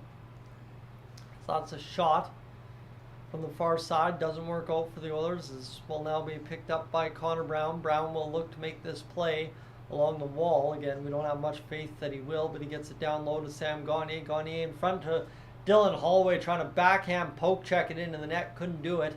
15:10 to go here in this second period. Far side pass into the Oilers zone, onside the Penguins attack. And that's a nice cut off there for Sam Gagner. He'll get it over to Darnell Nurse. Nurse across the line, and then across, of course, the blue line into the Penguins zone. Holloway coughs up the puck, coming back the other way. The Penguins see the Oilers underdress. CeCe alongside Kulak, able to turn back the Penguins while they complete a change.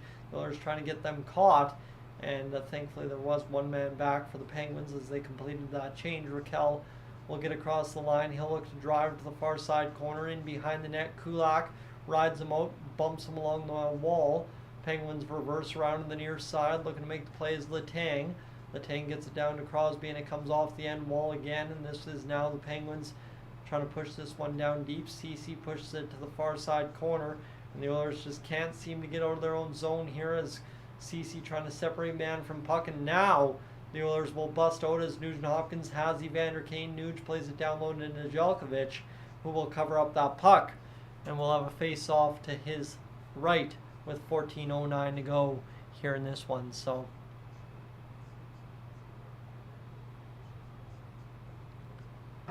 all right, we have it going here. 14:09 to go in this second period of play, friends. The Oilers loading up probably the top line for a shift here, it would appear, as there comes Draisaitl, McDavid, and of course Hyman out here to try and score this next goal for the Oilers.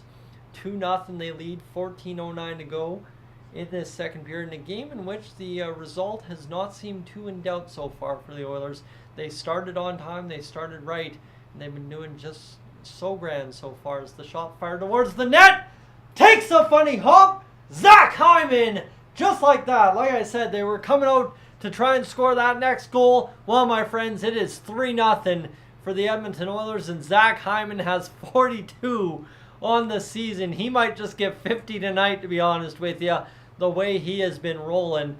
He's got another goal in this goal streak, and this one is absolutely unreal, as it's a perfect play off the face-off. Hyman back to Bouchard or Ekholm, whoever was there, and then Draisaitl takes a chop at it, perfect bounce, and it hops right over to Zach Hyman, who's got Nedeljkovic beat out wide. And I mean, for Hyman, if he keeps scoring a goal per game, my man's going to have 65 goals this year. So we'll see if he can find a way to get this job done here as we keep going down the stretch. 60 would be unreal. We'll take 50 for sure, as this one comes back to the point for the Oilers as Draisaitl reverses against Smith. Draisaitl beats Smith out wide. Now a puck played over to Connor McDavid. McDavid looking to make the play. We'll get it on the tape. Bouchard far side boards in the Penguin zone. Bouchard niftily dances, keeps it on side.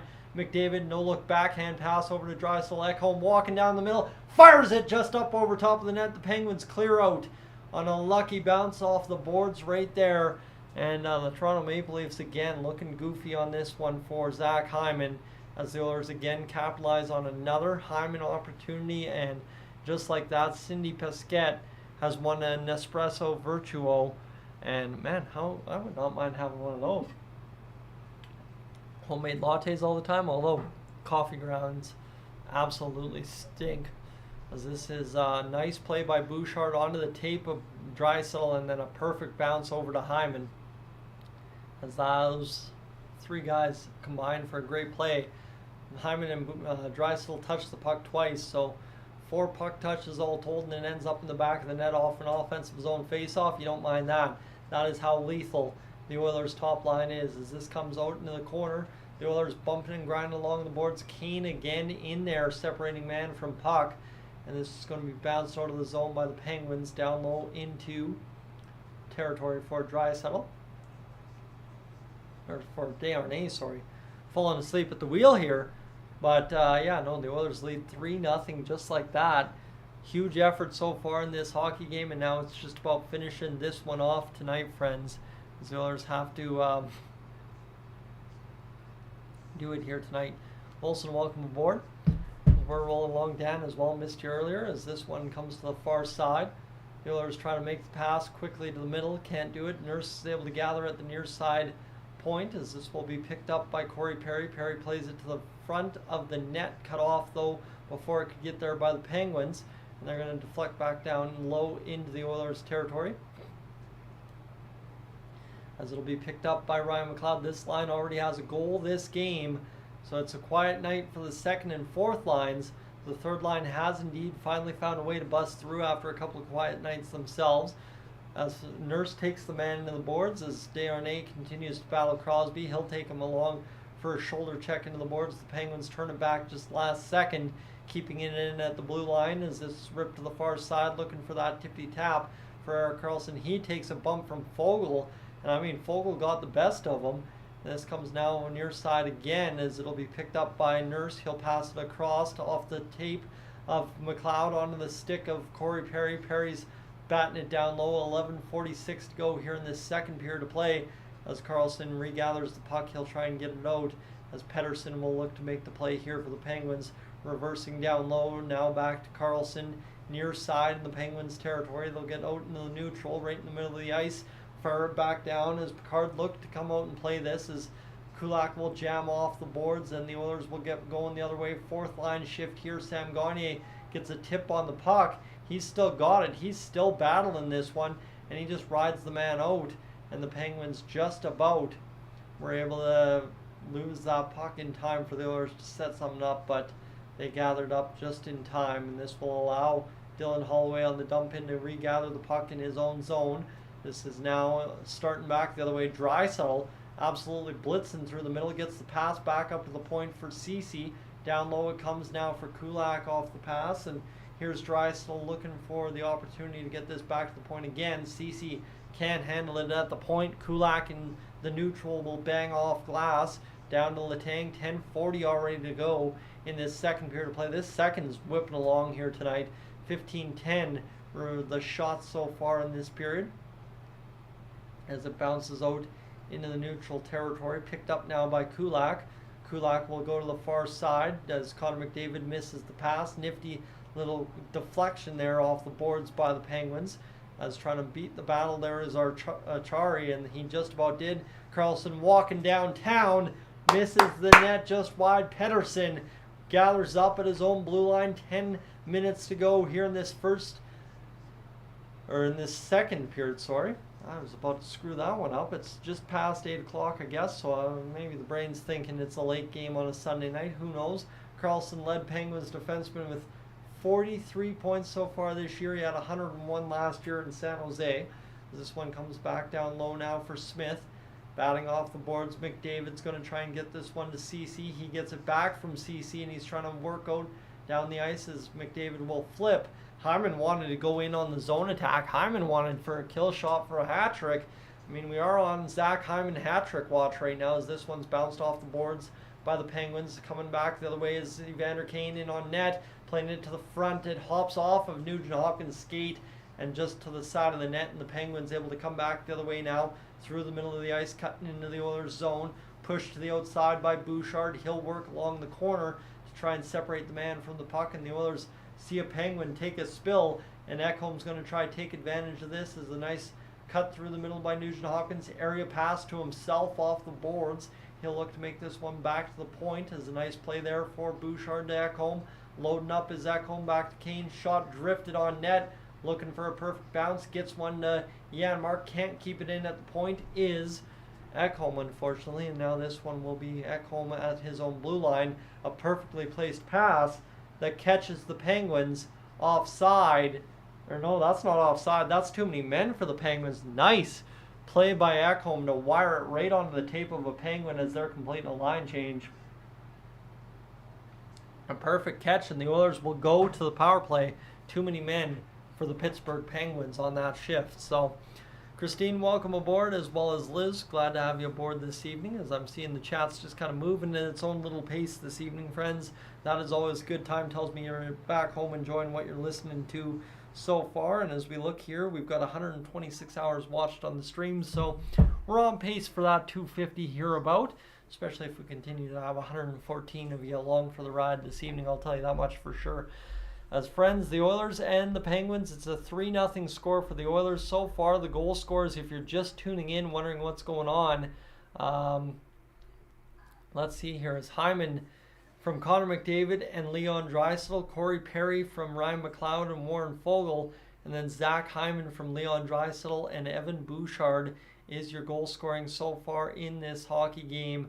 And that's 2 points for Dry, that's 1 point for Bouchard, 1 point for Connor, 2 goals for Hyman, and the third line combines for a goal as well. So never going to be a bad night if your first and third lines are scoring you multiple goals in a hockey game. So far the Oilers getting the offense they need to win a hockey game and hopefully win tonight convincingly. Like I said, 5 goals is what I'm targeting for the Oilers tonight. Penguins, I don't know aside, but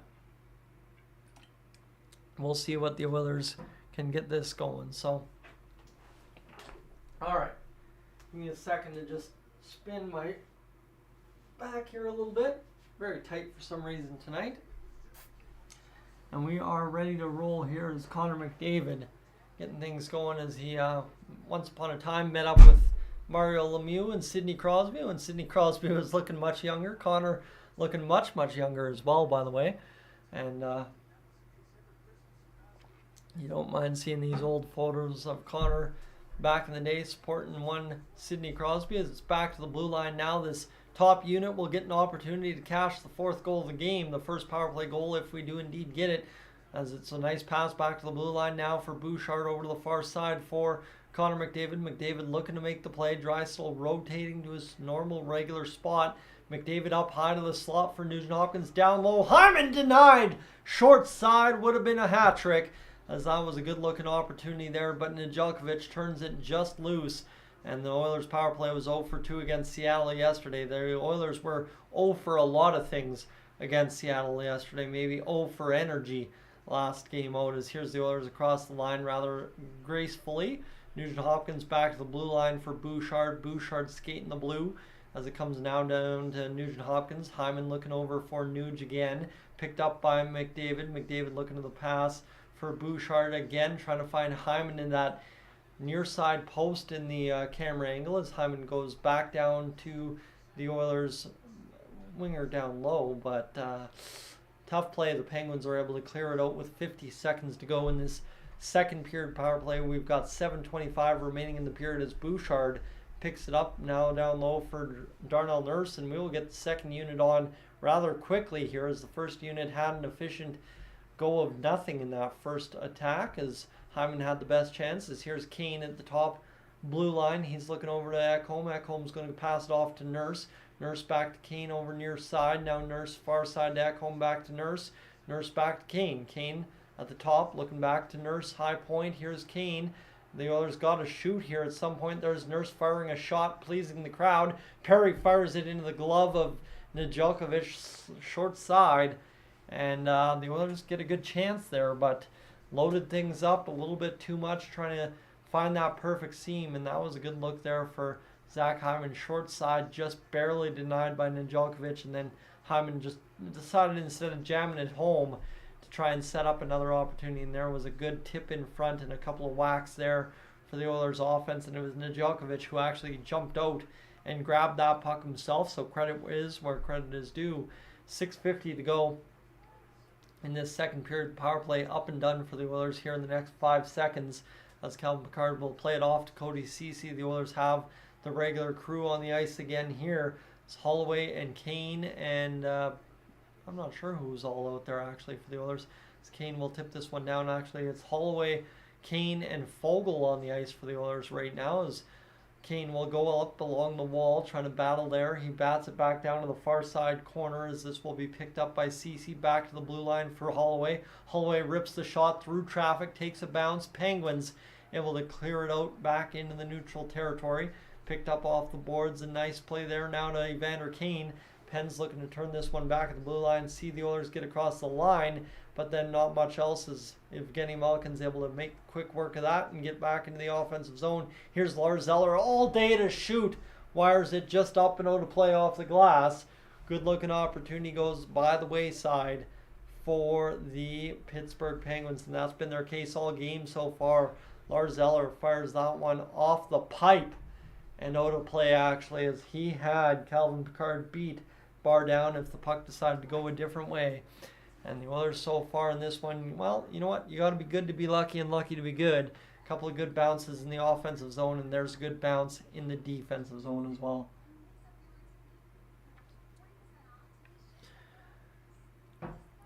As James, welcome aboard.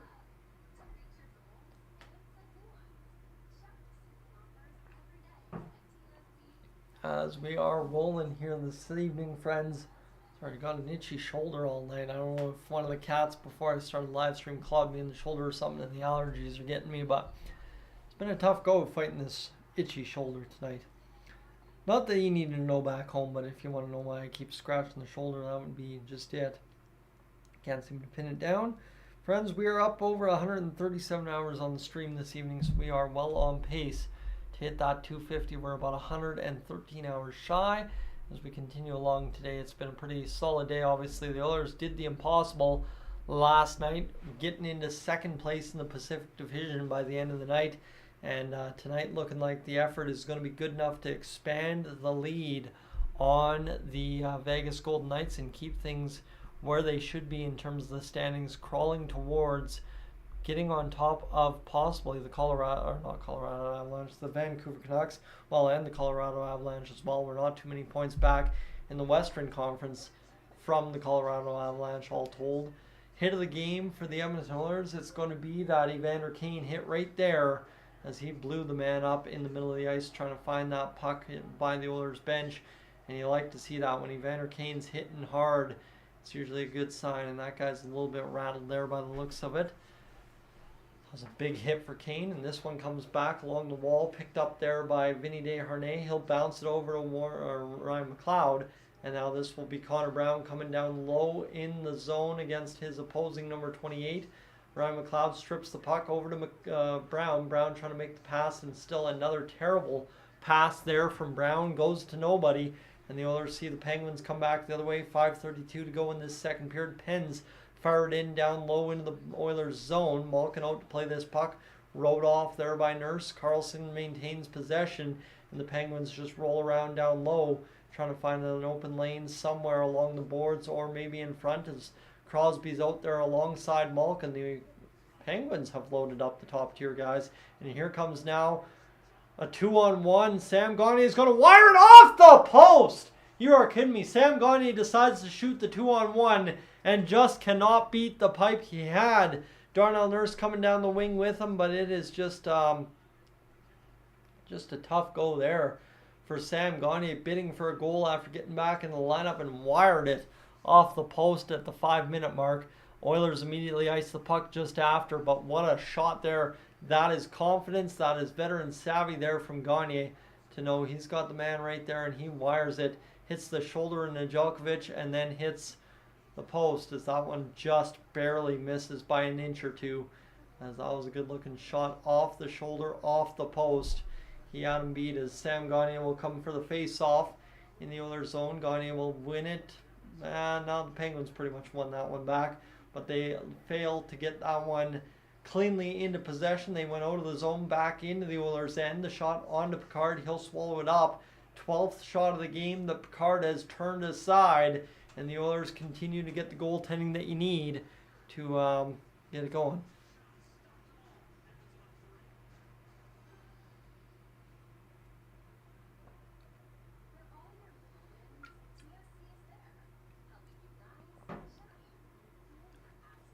All right, friends, the Oilers are doing their stuff so far. Having a pretty good game right now. Up 3-0 as Sam Gagner just wiring a good shot there. That was unexpected. Okay, I saw him coming down on the 2-on-1, and I'm like, oh, that's a total passing opportunity for Gagner. But he ends up instead wiring it off the post. You don't mind seeing that at all, friends. If you like having Sam Gagner in the stream, let me know, or in the lineup, let me know, because it's good debate. Sam Gagner, Derek Ryan, or Connor Brown. Of those three, which two would you rather have in the lineup? 19-12 the shots on goal. The Oilers now up to 24 hits in the game. So, yeah, definitely things are rolling along. So, let's go here, friends. I don't think there's much else to really recap other than Hyman has 2 goals and Corey Perry has the other one. It was not too long ago it seemed like the Oilers never got any goal scoring out of their right wingers. Our top right winger was Zach Kassian there for a while. Well, now you've got all of a sudden, you've got Zach Hyman, you've got one Corey Perry, you've got Warren Foegele playing the wing sometimes, you've got Evander Kane kind of being a winger side to side for the Oilers. But flashback for Calvin Picard, the last time he started against the Pittsburgh Penguins back in 2022, a 3-2 shootout win over top of the Penguins on January 28th, 2022, as he then went an entire year without seeing NHL action, as he stopped Crosby in the shootout to win it, and he allowed 3 goals on 19 shots February 23rd against Minnesota, did Picard. But right now he's picking up what's been a pretty good hockey game so far. Bouchard battling off the end wall now for Mattias Ekholm, playing it over to Leon Draisaitl. Draisaitl tips it off the stick of McDavid into the offensive zone. 4:22 to go in this second period. Penguins lose the handle and then immediately gain it back on a dump play by Bouchard, as here's Letang firing it into the Oilers' end, as a nice play off the boards there ends up onto the Penguins' tape. A bad pass back to the point goes awry for the Penguins again. They'll flip in down low into the Oilers' end, as Ekholm will come along the wall trying to make this play. He'll bat over to McDavid. That's not going to work out. 3:55 to go in this second period of play, as it comes now to Bouchard. Bouchard will bat along the wall for Ekholm. Ekholm into the middle of the ice. He's got McDavid right down Main Street. Here's Draisaitl dragging over to McDavid. Just put it wide! No way, as McDavid just misses an absolute wide open net on a perfect play by Draisaitl. A shot save made by Picard coming back the other way. The Penguins getting an opportunity on net. Their 13th shot. They're going to hammer it into the Oilers' end, as Draisaitl will be the first one to meet it. He'll lift it out to center ice. Picked up now by Karlsson. Malkin's 13th game goalless drought is the second longest of his career, as Nugent Hopkins out here forechecking, as here's Kane battling along the wall looking to pick this puck up, as Nuge will pick it up instead. He'll battle along the wall, get turned inside out, and the Oilers will bleed an odd man chance against. Here's a breakaway. Nice play by Kulak. He's taken a penalty, but he prevents a goal, and instead it will be a penalty shot for the Pittsburgh Penguins. Chaos here in this hockey game, as McDavid misses the net wide open, and now it's a penalty shot back the other way for the Pittsburgh Penguins just moments later. As nice play by Kulak to get in there and interfere with the shot, but it ends up being a penalty shot now for Jansen Harkins, I believe, is number 43. That's who Kane blew up earlier in the game, if I'm not mistaken. And this will be a shot from center ice here as Harkins comes in right down Main Street to the left, to the right, to the left, fires it just wide. And the Oilers dodge disaster. And Brett Kulak, you are good in our books, making a good save there on that shot.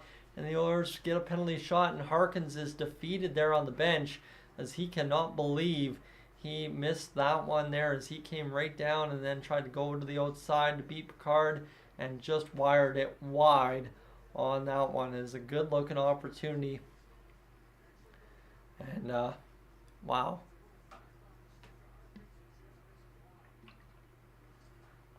Good work there for the Oilers to avoid disaster. I mean, a good penalty if it would have just been a penalty for Kulak, but an even better opportunity there to make Picard stare down the man. And Calvin Picard, you know he's on his game this year. You know he's on his game this this game out. So, you know what? Not a bad time to do what he's done so far as he 15 saves in. We don't want to talk about it like we did about Stuart Skinner 15 saves in against Seattle, but 2:44 to go in this second period, and by the way, only 20 minutes remain in the third. So here's an opportunity off the face, off to the left of Picard following the glove save. The Oilers will jam it out onto the tape of Nugent Hopkins. Nuge will lift back the other way as here's Kane lumbering down low, looking to cut this puck off. He does, as Nugent Hopkins will be out to play along the wall as, of course, the players get lost into the digital ad boards as this continues to tie up there. Kane's doing his best work, comes back to the point, and nobody is standing watch as Picard will go over to the far side.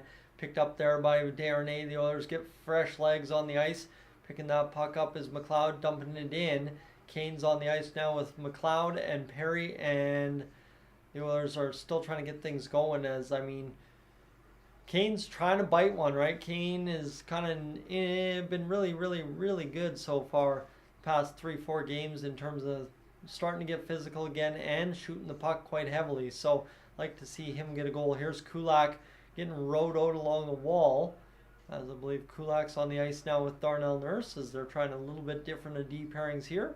And this is now Kane battling along the wall again. Letang comes away with the puck. Instead, it's Kane actually poking it ahead. And here's Evander Kane along the wall, spinning it back to Ryan McLeod. Kane's taking a double shift here, straight literally, kind of like the old school shifts as this CeCe over to Kane. Kane over to Kulak, the shot down low to McLeod. McLeod fires it off the side of the net. Scores!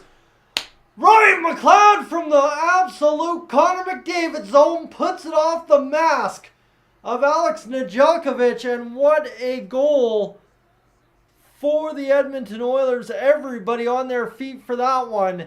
Unbelievable short side angled shot from Ryan McLeod.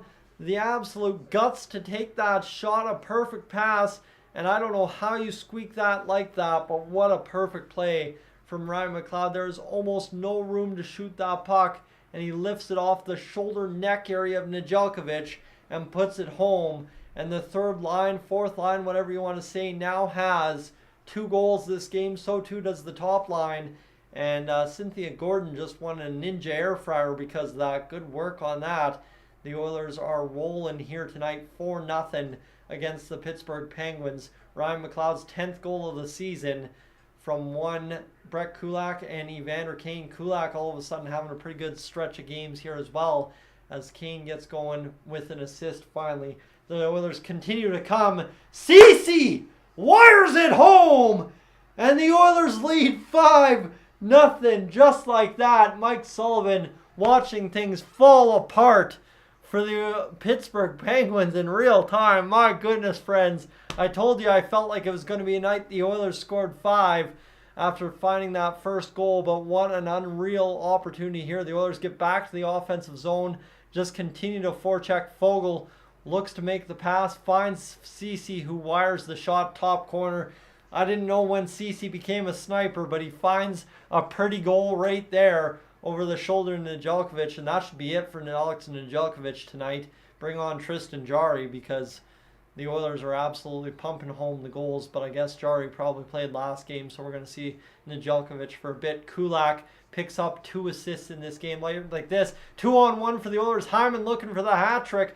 hops off of his stick. He's still battling for it. The Oilers bleed it away from the Pittsburgh Penguins. Here's Draisaitl getting it back from Hyman. Draisaitl trying to check off of a Pittsburgh Penguin attack, and the Penguins will now be able to dribble it out of the zone. 20 seconds to go in this second period, and a flurry of goals in the last minute of play for the Oilers, as it'll come back the other way now for McDavid. Onto the tape from Draisaitl, back to McDavid as it comes down low. McDavid from the Rockstar zone himself, or whatever you call that. I'm not sure what that is. There's this one, 2 seconds to go in the second period. I want to say that's what it's actually called, but that will be a finish to the second period. That was unbelievable for the Oilers. They're absolutely rolling tonight, as Ryan McLoud makes it 4, and then Cody CeCe makes it 5. And the Oilers just missed another opportunity to do it right there in Nedeljkovic as it goes off the side of his mask. Connor didn't quite have the touch McLeod did, as Nedeljkovic just nudged the head quite the right way. Friends, it's 5-0 for the Oilers. Peter, the best comment so far out of it. Maybe now Connor Brown, the fourth line, will find a goal here this evening. Friends, welcome aboard to the second intermission. Antics here, I guess you could say, between the Edmonton Oilers and the Pittsburgh Penguins. Zach Hyman started our goal scoring in this one for the Oilers tonight from Connor McDavid and Leon Draisaitl. Corey Perry from Ryan McLeod and Warren Foegele was the next goal. Then you had Zach Hyman from Leon Draisaitl and Evan Bouchard. A bunch of Oilers wearing multiple goals tonight. Ryan McLeod from Brett Kulak, or multiple points. Brett Kulak from Ryan McLeod from Brett Kulak and Evander Kane. I screwed myself up bad there. And then Cody CeCe from Warren Foegele and Brett Kulak. So the entire second line has at least a point. Foegele and McLeod have multi-points. Draisaitl and Hyman have multi-points, and so too does Brett Kulak. Absolutely unbelievable to think what this Oilers team has done here in this second period to explode out for 4 goals in the second period, and absolutely start to finish good campaign. 3 minutes in, 6 minutes in, 19 minutes in, and then pretty much 19 minutes in, still back-to-back goals within 30 seconds for the Edmonton Oilers. Friends, welcome aboard to Dolynny TV. It's been a good hockey game so far for the Edmonton Oilers. Calvin Pickard's been on his stuff so far this hockey game, and the Oilers look like they're en route to a pretty good victory tonight. 168 hours on the stream. Definitely, if you want to hit that like button, make sure to do that here tonight, friends. I'm going to go leave you quickly to go refill the water bottle, empty the tank, and we'll get things fired up for the discussion of the second intermission. Kings, welcome aboard. How the Oilers were doing pretty good. Yes, that they are. They are rolling here tonight. And CS missed you earlier, but gets the third next period. I am hoping the Oilers can find a way to get the old Zach Hyman hat trick tonight. That is for sure. Awake, welcome aboard as well, as the Oilers are seeing the Pittsburgh Penguins fans losing their mind on Twitter following the 5th goal. That's good to see. Kulak and CeCe paired together tonight. Both are plus 3. CeCe a goal, Kulak 2 assists. And so far, things are working out beautifully. 5-0. It's a blowout for the Edmonton Oilers currently. Friends, I'll be right back. Going to leave you with a commercial and get back to it here in a brief moment. Definitely hit that subscribe button as well, eh?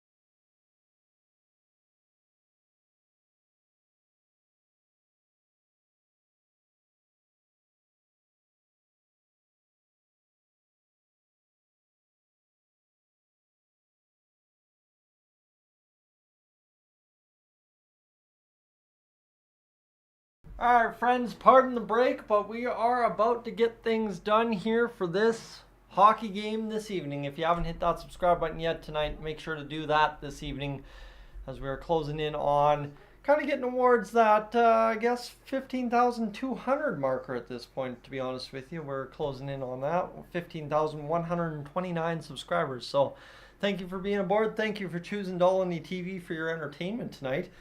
Appreciate you hanging out, listening to the play-by-play with me. Obviously, it's been a little choppy tonight compared to normal. Just kind of a weird night. Didn't really feel the tongue right this evening. And we've been fighting it, but we'll battle through. 180 hours watched on the stream, so we got 70 hours to get to here by the end of all things told. The end of the night. And, of course, we'll try and keep the post-game going a little bit longer tonight. I know I've been upset with myself kind of having those post-games at about 2 minutes, 3 minutes the past few games. So we'll try and lengthen that out a little bit tonight as well. And then as well, for those of you that know Dixon flannel, right? I think there's quite a few of you that'll notice time to time the Dixon flannel that I'm wearing. My goal is next weekend, I'm going to go on a little bit of a shopping spree. It's kind of that time of year where I refresh the wardrobe for playoffs. And I'm going to go out. This is one of 4 Dixon flannel shirts I currently have. I'm looking forward to going to add 3 more to the collection here right away. It's definitely, if there's any colors that you guys know in Dixon flannel that you have in your closet right now, let me know, because I definitely have the purple shirt, I have the orange shirt, I have the black and red, I have the this one, and then I have, that's the whole collection actually. And then I have a couple other plaid shirts or different flannels, I guess you could say, that work out. But I definitely want to add the also heavier jacket from Dixon. So I've got a little bit of money saved up from the past few weeks here, and I'm looking forward to spending it on the spring, I guess you could say, spring purchasing that I do every year around this time. So looking forward to it. We are rolling this evening, friends. The Oilers are up 5-0 on the Pittsburgh Penguins. I guess I'm burying the lead here in the intermission, but I assume most of you still with me here in the intermission have been here the whole time. I know a lot of people will bounce in and out during the intermissions, so we'll update things right now again. Zach Hyman from Connor McDavid, Leon Draisaitl kick-started this hockey game in the first period. It was 1-0 after 1. It's now 5-0 after 2, thanks to Corey Perry, Ryan McLoud, Warren Foegele for the first goal of the period 3 minutes in. Zach Hyman from Leon Draisaitl and Evan Bouchard on a beautiful play off the face-off there, pretty much making short work of it within 10 seconds. 6 minutes into the second period, Ryan McLeod from Brett Kulak and Evander Kane with 1 minute and 15 seconds to go in the first period, and then with 50 seconds to go in the first period, Cody CeCe from Warren Foegele and Brett Kulak. So CeCe, Foegele, Desharnais, Nurse are new pairings tonight. We've tried them before, but they're back out there again.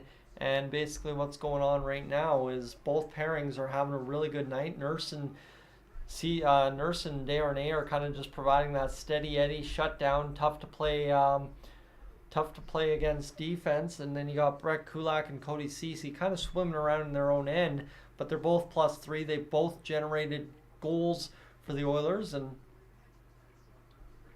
that is definitely something we like to see. So we're rolling along here, friends. Glad to see everybody chatting along. Bob, welcome in, as we've got Gene Principe, Jason Strudwick, and Bob Stauffer on the panel here as we continue along the intermission report so far. As friends, we are absolutely crushing it here this evening, friends, as that sleepy game against Seattle seems like a distant memory now, and we are just about to finish off what will be a dang special hockey game, especially if the Oilers can find a way to run up the score a little bit more here for the for us fans, and of course the Edmonton Oilers fans in the building, as this is what peak performance looks like. Yeah, no, Cody CeCe absolutely dumbing it for the Edmonton Oilers on that snipe shot far side, as Chris Pronger is at the Newcastle and Sherwood Park Mall locations for Sobeys Liquor Monday, March 4th for a tasting and signing event to support their Journey Whiskey, 2 to 3 at Newcastle and 4 to 5 at Sherwood Park Mall. So interesting to see that. And is this possibly Connor Brown's first night to score his first? We've seen a lot about it, friends. We've seen a lot about it tonight, and we'll see if one Connor Brown can show up and score a goal for the Edmonton Oilers tonight. So, Magic, this game is going well. Yes, it is. And Art, where is Northern Farmville? I don't know. MIA is correct. I think there's nothing else going on a Sunday night except for, who knows, it is Sunday night, all right? That's the other side of the coin, is there's things going on Sunday night usually that don't happen any other night of the week. So I don't want to speculate too much further than that maybe there's some other commitments somewhere else. I know we're missing a couple of regulars tonight. Everybody that usually dips in has dipped in so far, but there's a few other folks that we'll be seeing at some point here in this third period. I can almost guarantee that for sure. So hopefully the Oilers show up here in this third period and we don't have to dip out of the hockey game. Disaster is still well in the cards for the Oilers. You know how that always goes. So we're rolling along here tonight, though, friends, with a 5-0 lead after 2. It's now about not protecting the lead, but going out there and just finishing off the job we've started against these Pittsburgh Penguins this evening, and hopefully the Oilers decide to really dummy the Penguins the rest of the way home in tonight's hockey game. So see what has yet to come, but yeah, we're missing Patrick. We've had Laura come in and just say hi. We haven't had Clem come by. I think Josh promised to swing by if he has some free time, some moderators that we normally see, so we'll see what's going on. There's Purple, right? There's another familiar face that we're missing this evening. I know the faces all too well, but to name them all off the top of the head's kind of tough. But the Oilers obviously doing good things so far. This hockey game makes it easier for everybody to sit back and relax and have peace of mind, right? And a lot of folks that I'm sure tuning into the live streams just to say, what's the score, probably haven't had to do that tonight because they checked the old app and they're seeing 5-0. They're saying, I'll keep working, friends. I'm good. As it is going well so far for the Edmonton Oilers. As not a fan of Pronger. 4-year-old niece wanted an autograph years ago. He said no. She's grown now and still remembers that. Yeah, Chris Pronger didn't buy himself a lot of favors, especially in his time in Edmonton and leaving town. So again, I know, like, Chris Pronger, obviously, I love the heck out of him for what he did for the Oilers the first year I became an Oilers fan. But, again, right, in my memories aside, don't necessarily correlate to everybody else's. So, for the Oilers, we all have fond memories of Jason Strudwick.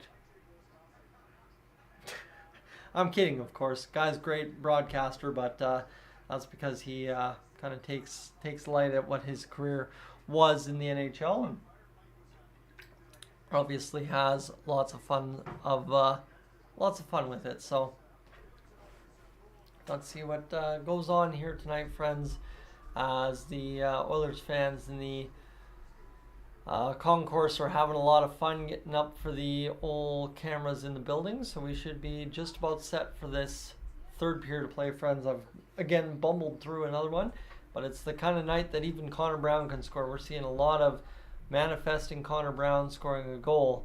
And the Penguins are getting dunked on now for not starting Jesse Puljujärvi tonight. And Zach Hyman scored 86 goals in 345 games, then signed a long-term contract for big money at age 29, and has scored 103 goals in 213 games on a new team, scoring more goals every year. I don't know how this happened, but it can't more than like 5 times.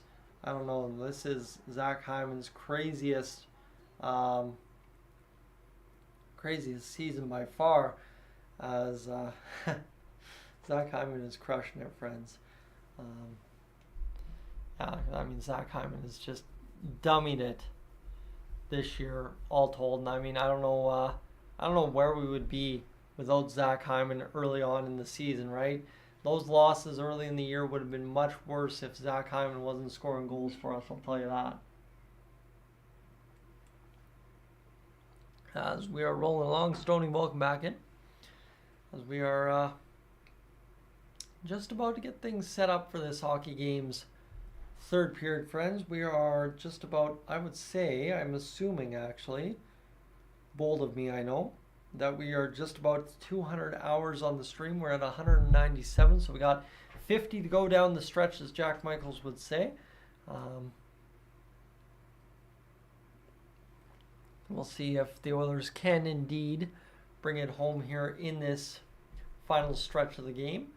We are just about all the way to the finish line already on a Sunday night.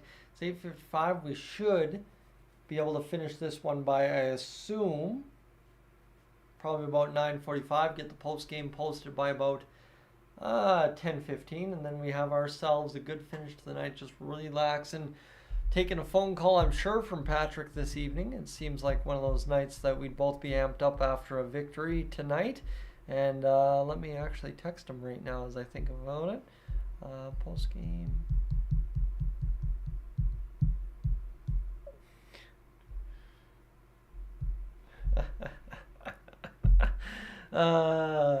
Too much fun, too much fun. All right, let's go here, friends. What do we got going on? I don't think there's anything we've missed so far. The Edmonton Oilers have done the impossible. It was a huge video this morning. I didn't know how that was going to do. I just had to throw something up on an early Sunday morning, and it worked out well. So thank you to those of you that tuned into that, by the way. The Oilers getting back into second place in the Pacific Division seemed impossible when we were down to the 5-12-1 record, especially where Vegas was, especially where Vancouver had gotten to. And now we're less than, well, with tonight, less than 8 points back of Vancouver if the Oilers can indeed find a way to win tonight's hockey game with a closeout effort in this third period. So the Oilers doing good work down low against the Penguins all night. That's been the key to success so far, is we've just been outworking the Penguins down low in zones. And the Oilers have done well to get the puck going in a positive direction so far. And that Connor McDavid goal set the tone right there, shooting on the 2-on-1 for a rebound. You like to see it. Peter, does Jari come out for the third period? I am not sure, but I'm sure that might happen here if we score another goal for sure. Hopefully it gets going. So we have the face-off down at center ice between Connor McDavid and Sidney Crosby one more time. Darlis Tazchuk from Edmonton won a 43-inch 4K TV.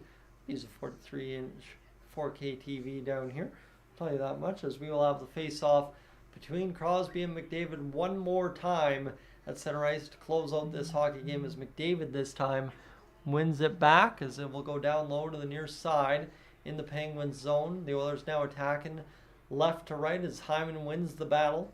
Back to the blue line it comes. Pass over to the far side, and Nedeljkovic still in net as the Oilers wheeling and dealing. Here's Hyman trying to get this one off the pass from Ekholm. Ekholm trying to pass to Hyman, didn't work, but Drysdale kept it in at the point. Now McDavid drifts one off a stick over to Drysdale, far side, high point. Butchered the pass there, and the Penguins will start out the other way. Remember, the Oilers are a plus 23 in the third period, so you got to assume that they're about to dummy up the Penguins here if we get some good offensive opportunities in this third period of play. So this one will come back down low. Joseph fires the shot. Goes up over top. I thought he had beat Picard over the shoulder. Just missed that one. And here comes Kane back the other way. Kane lumbering for a breakaway. Kane in on net. Batting it through. He's drawing a penalty. Busting through. And this will be a power play for the Oilers. 18:58 to go in this third period of play. And Art, I would definitely stick with Evander Kane for a penalty or a goal here tonight, as he just drew a penalty, and I would assume, Calvin Card just bit that off the arm and post, similar to that slap shot from Sam Gagner on Nedeljkovic. And what a play by Kane to just keep going through, as hooking against Chris Letang here. And friends, we will continue along as this third period goes for a power play now. Kane's out there alongside the Oilers attackers. Kane will take the face off. Perry, Fogle, and the Oilers have the second pairing defenseman on this shift, as well as Kane will see this face-off be ruled no good. And we will redo it one more time here. 18:58 to go in this one right here. So the Pens outscored in their last 50 minutes in Alberta 8-0. That is absolutely incredible to think about, right? Obviously giving up that last-minute goal against the Flames to lose the hockey game. Or I guess technically in the third period. Yeah. Sorry, they were down 3-1, Flames were. I was just thinking about the 4-3 goal. As this one's fired off the boards. Down low in the Penguin zone, as Ekholm can't handle it. He was on his offside, unfortunately, and this will be fired into the Penguins' end. Perry's trying to bat that out of midair as the Oilers just now have to walk this game down to a conclusion pretty much. That's it. And obviously this power play doesn't need to score here. This power play just needs to make sure they don't lose momentum as Ekholm's going to bust across to Perry. Perry in. Here's Kane. Oh, he whiffs on the puck and then Foegele jumbles it up and we're going to have another penalty upcoming. A high stick against the Penguins here on Foegele. And just like that, we will have a 5-on-3 for a minute 13 to start this third period as Kane draws in and fires that puck. He just kind of fanned on it, and then Foegele got a high stick up on the kind of visor area. And the Oilers will get to the power play here for even more extended time. The Penguins going from bad to worse in that second period to start this third period. The Oilers' top line power play is going to come out, I assume, with Foegele on the bench. It'll be Hyman, Nugent-Hopkins, McDavid, and Draisaitl. I don't know why you wouldn't go out. If you get cleared out of the zone, put Brown on the ice and try and get him a goal here, get him started. As he will be important down the stretch if we don't end up trading him as Draisaitl. We'll see the man waved out in Achari. Coming in is Jeff Carter to take the face-off. And this will be a face-off down to Pettersson. Pettersson rims around the boards. Nobody home there as Bouchard had taken the far side point on the face-off dot. Near side was wide open and Bouchard will load up the attack, trying to get Zach Hyman the hat trick here on this power play shift. Draisaitl looking for the open lane to pass the puck. He's got Hyman. Back to the point to Bouchard, far side over to Nuge.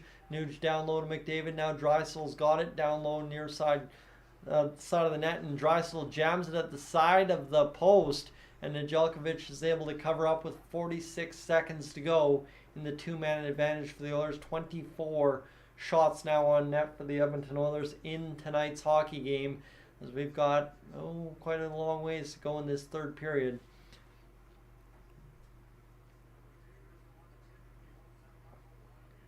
As that is Draisaitl just looking for a good pass. Jack, welcome aboard. There's another regular face we're missing. It's a jumbled up pass there by the Oilers to the far side as it's kept in by Bouchard on the clearing attempt by the Penguins. Bouchard walking down Main Street trying to get in on net.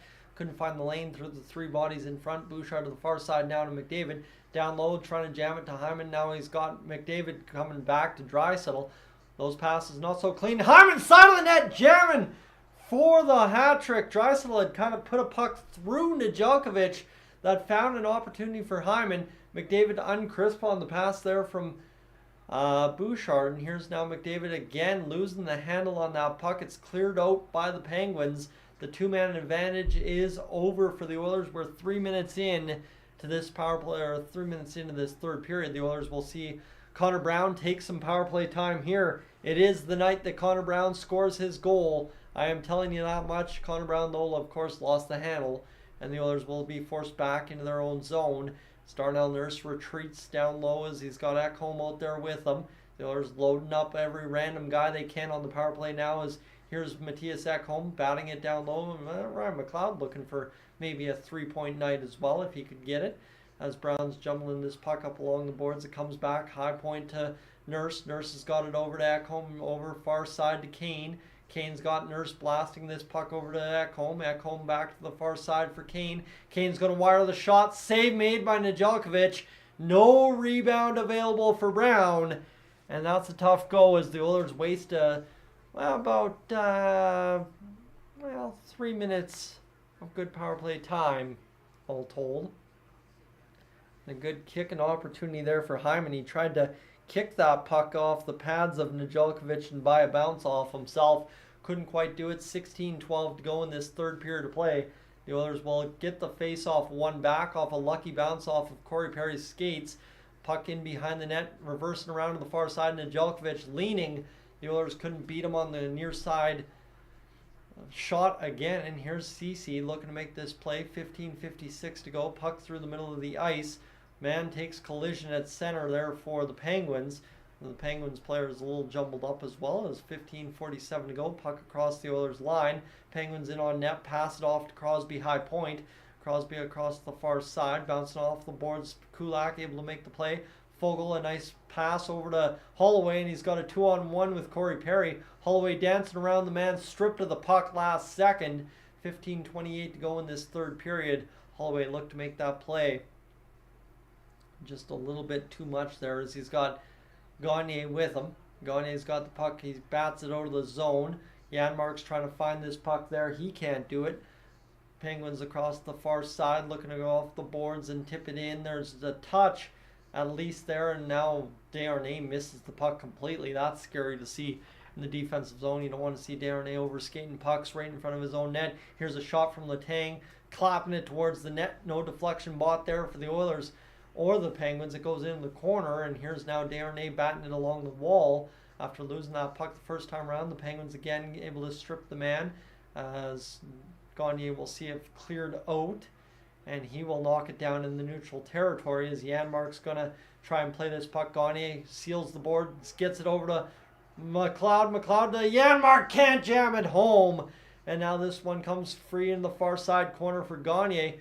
Gagne is going to wrap this puck down low again, and the Penguins are just absolutely a step behind the Oilers here tonight. 29-15 the shots on goal. The Penguins haven't had a shot on goal since, I don't know, the 5-6 minute mark of the period. There's another shot towards the net, fired up off the stick of Bouchard and out of play as the Penguins continue to just not be able to get clean looks on Calvin Pickard. The Oilers have done a good job all year of defending Calvin Pickard, so I like that, that we continue to make that train. Oh yeah.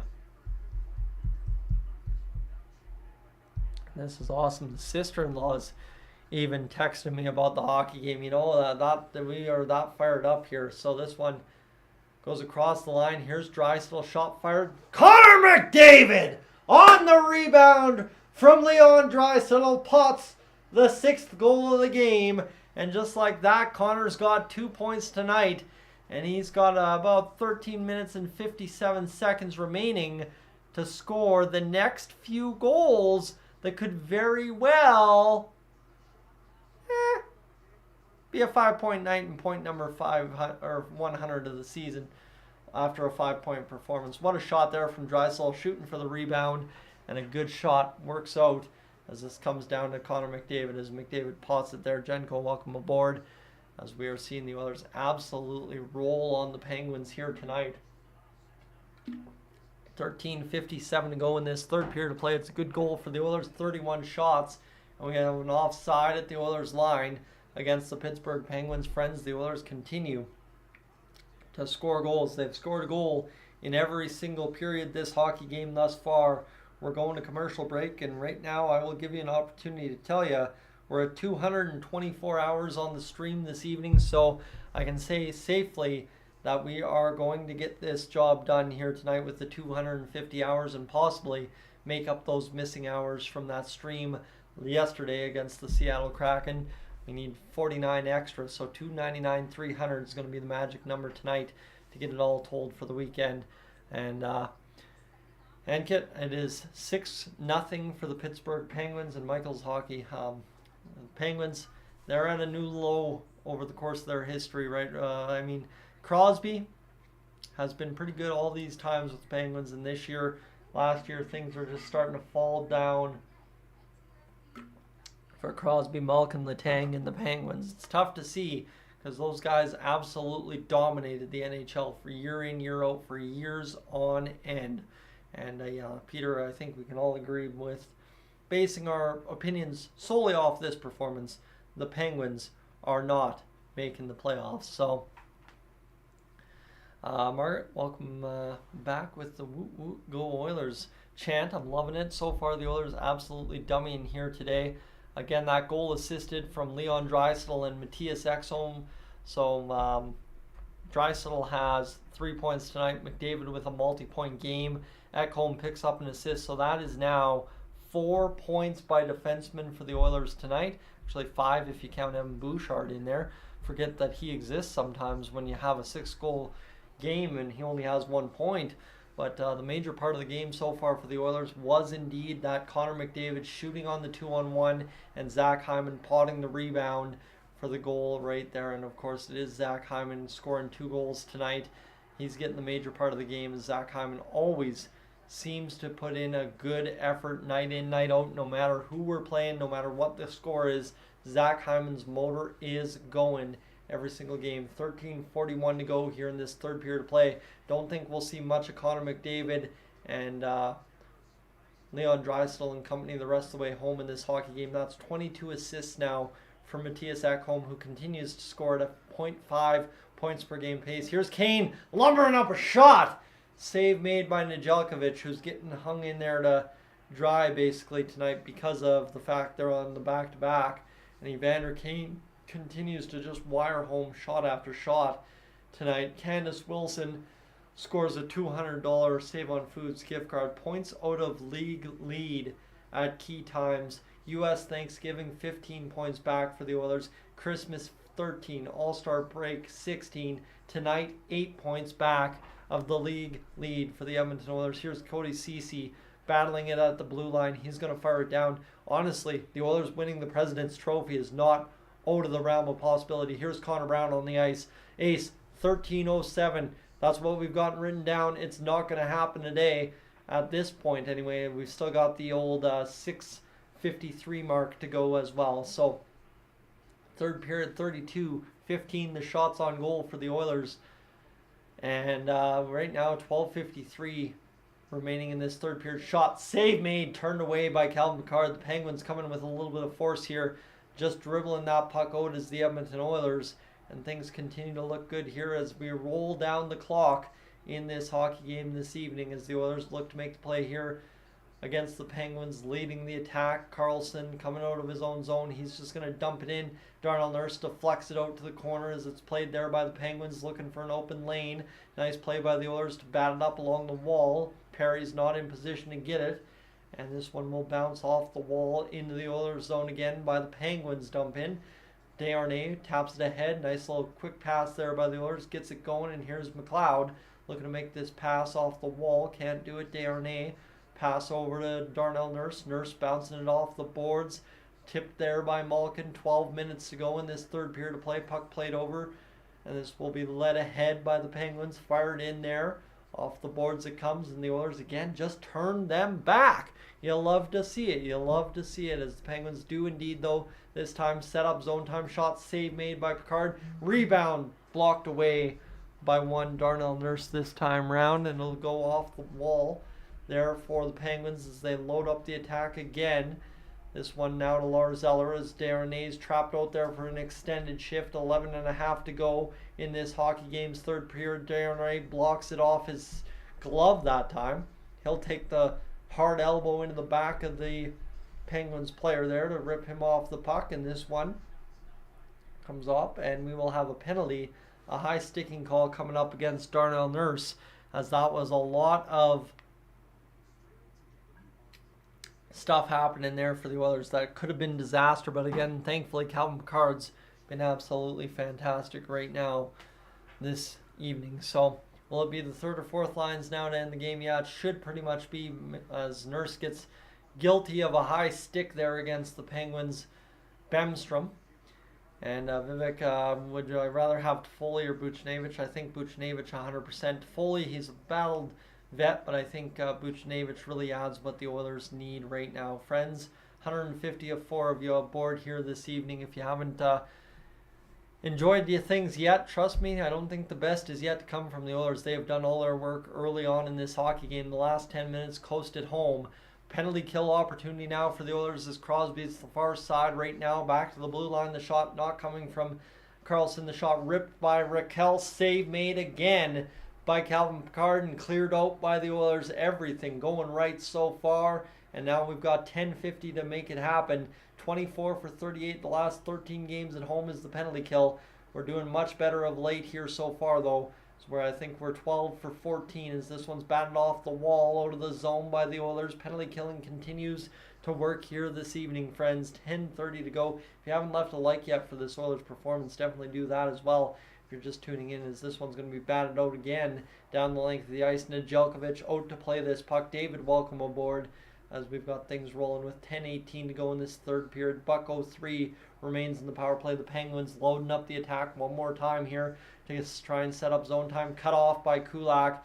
Kulak and CeCe, I mean, have had an absolutely phenomenal hockey game this evening for the Oilers. I can't speak enough about what they've done to turn the tide here against the Penguins in that second period, as this is going to be ripped in by Jeff Carter. Off the wall, it comes to Picard. He battles it to the far side for one. Ryan McLeod, Matthias Ekholm, or Janmark, sorry. And now it comes to Malkin. Shot from the point. Turned aside by Picard. You like to see it. And this one's now for Cody CeCe, who will battle along the wall against two Penguins. Pin both of them there and try to free it up for Brett Kulak. Instead, it comes free for Malkin. Pass right in front. Off the toe of Calvin Picard and wide of the open net at the side there, off a bad bounce. 10 seconds to go in the penalty to the Oilers. Darnell Nurse, the Penguins are rightfully so frustrated, and the Oilers will knock this down at center ice and kill off another penalty. David, thank you so much for the super chat there as it comes down low into the Oilers zone as it's off the wall. Penguins pick this puck up. 9:03 to go. A big hit there by Ryan McLoud, erases his man. Here's Holloway gunning up into the Penguin zone. He's had a good game, productive game so far in terms of just getting in on the offense. The shot from the point, rebound in the crease. Fogle can't find it in the feet of Nedeljkovic, and this will be cleared out by the Penguins. Back onto the tape of Bouchard. Pass to the middle of the ice there to McLeod. McLeod drags across to Warren Fogle and just could not do that, as this one will come back to Bouchard. 8.5 to go in this third period. The puck moves along here in this one as Holloway gets it over to Fogle. Fogle down the right wing. Shot. Save made by Nedeljkovic. The secondary tap goes unanswered by the Pittsburgh Penguins, who have looked absolutely uninterested in fighting back against a strong Oilers performance, as Calvin Picard fights it off his head. And this is a big game so far for the Edmonton Oilers here in this one. As friends, if you're new, welcome aboard to Dolynny TV. I want you to tune into the post-game show. I want you to hang out with me throughout the rest of the season. So I would encourage you to hit that subscribe button here on the channel this evening and make light work of that right now for you as we'll transition to the playoffs here right away. We're already starting to see the Sportsnet ads for the NHL playoffs coming around. And just to say as well, friends, we are up over 15,130 subscribers. Be nifty if we could hit 15,150 by the end of tonight. I'm doubting that happens. Obviously, we got limited time here, but appreciate everybody hitting that subscribe button again tonight, and looking forward to cooking up a good post game this evening for you, which will be pretty put the emphatic period on this hockey game, the exclamation mark. If you know the movie that I just watched last night that involves that sentence, I hope you enjoy good Andy Samberg comedy, as the Oilers have 36 shots on goal so far this hockey game, 29 hits. They've won 26 face-offs. They have taken 2 penalties. They've given away the puck a little bit more than they should have. They've had 13 block shots, or 13 takeaways, and 10 block shots. It's been a game to remember. Goal scoring goes as such: Zach Hyman from Connor McDavid, Leon Draisaitl, Corey Perry, Ryan McLeod, Warren Fogle.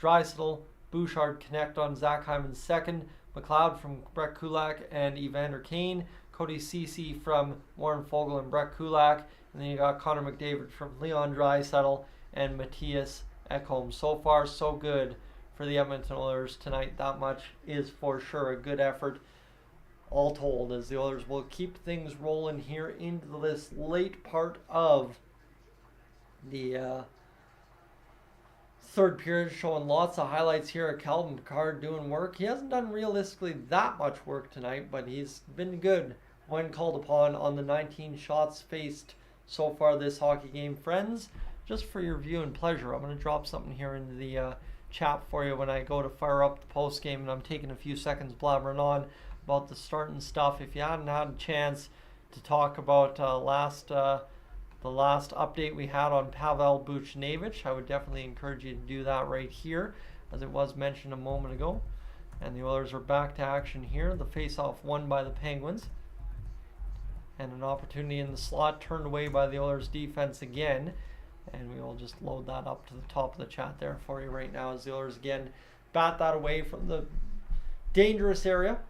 Nice play there by the Penguins to get it out of harm's way on their own end of the ice as well. And we will come back into the Oilers' end with under 8 minutes to go in this third period of play. The shot loaded up. Picard, no problemo, makes the save, holds on, 6-0. The lead for the Edmonton Oilers with 7:47 to go in this third period of play. The Oilers continue to play an absolute fantastic effort thus far. And you like to see everything that's gone on. A good shot there. Picard swallows it up. And we will see if the Oilers can win the face-off here in their own zone. They got to kind of just clear this puck out, settle down a little bit here on this next shift, and hopefully line up the game-winning effort here in the final 7:45. Shot over top of the net. Picard sees it go up over top, and the Penguins kind of taking those playoff-like shots, and the Penguins get a bounce in front. What a bounce that was for Evgeny Malkin. Right up over top of the net and into the back of the net it goes for Malkin on Picard. And Malkin's not even celebrating that one at all. He's just skating back to center ice. They're not even going to the bench to celebrate this one. And Malkin just kind of bit that one hard against Nugent Hopkins down low. Shot bounced off the wall, and then this just kind of takes a funny hop off of Cody CeCe right into the front of the net. And Malkin just kind of fist pumps that one down low after putting it home. And doesn't even bother to celebrate because that goal means nothing for the Pittsburgh Penguins. So Cal Picard beat for a goal, but again, you score 2 or less on the Edmonton Oilers and they're going to beat you pretty much 90% of the time. So far so good in that department. 7:25 to go in this third period of play. 22 shots on net for the Pittsburgh Penguins, and Calvin Picard is beat. So Mike, welcome aboard this evening as we are rolling here tonight. 6-1 the goals for the Edmonton Oilers, as the face-off will be for Ryan Nugent-Hopkins back to Evander Kane. The Oilers now can fully pile it on and score some more goals now that the Penguins have given up us our first goal against, as the Penguins back to the way. A little bit of pep in their step here on this entry into the Oilers zone. Matthias Ekholm, though, quickly works his man off the puck. Here's nice play by Nugent-Hopkins over to Janmark. Janmark's going to bat it off the boards. And with 7:04 to go here in this third period of play, Graves is going to bat it down low, up high into his zone now. And out as the Penguins, Lars Eller leads ahead. He tries to turn back. He's going to be swallowed up by 4 Oilers, rims it down low. Meeting it there is Riley Smith. Smith getting the shot there. Save made by Picard. Good looking save there for Picard. And here's now an opportunity for the Penguins to set up zone time. Tip in front, goes wide of the net. And another opportunity here. The Penguins are starting to roll with 6.5 to go. They're feeling the offensive juices for the first real time all game. Janmark trying to beat his man out wide. Can't do it. Pass to the far side. Penguins doing their best to stay alive in this hockey game for the last few minutes they've got. 6 minutes and 15 seconds to go. Pass up to the wall as it'll be taken down. The Oilers get the opportunity now for Desharnais. Pass this puck ahead to Corey Perry. He can barely skate ahead. He is gassed looking out there tonight, as he just seems to be running on empty here in the back half of the back-to-back as Desharnais leads off the glass. The Oilers, remember, are on the back half of a back-to-back and have come up with this effort. You don't mind that at all. A 6-goal outburst after only scoring 2 goals against Seattle. Maybe no one picking your opponent a little bit more, as tonight was going to be a big night as the wave is going around Rogers Place in full effect here tonight with 5:39 to go in this third period of play, as the puck will be bounced out by the Penguins. Bounced off the stick there and now wrapped back into the zone as the wave's going around and around and around Rogers Place. Around they go, around they go. 5:20 to go in the third period of play. It continues to come around. It's a good scene to see as Oilers fans are taking home a good victory. The Penguins coming back across the Oilers line.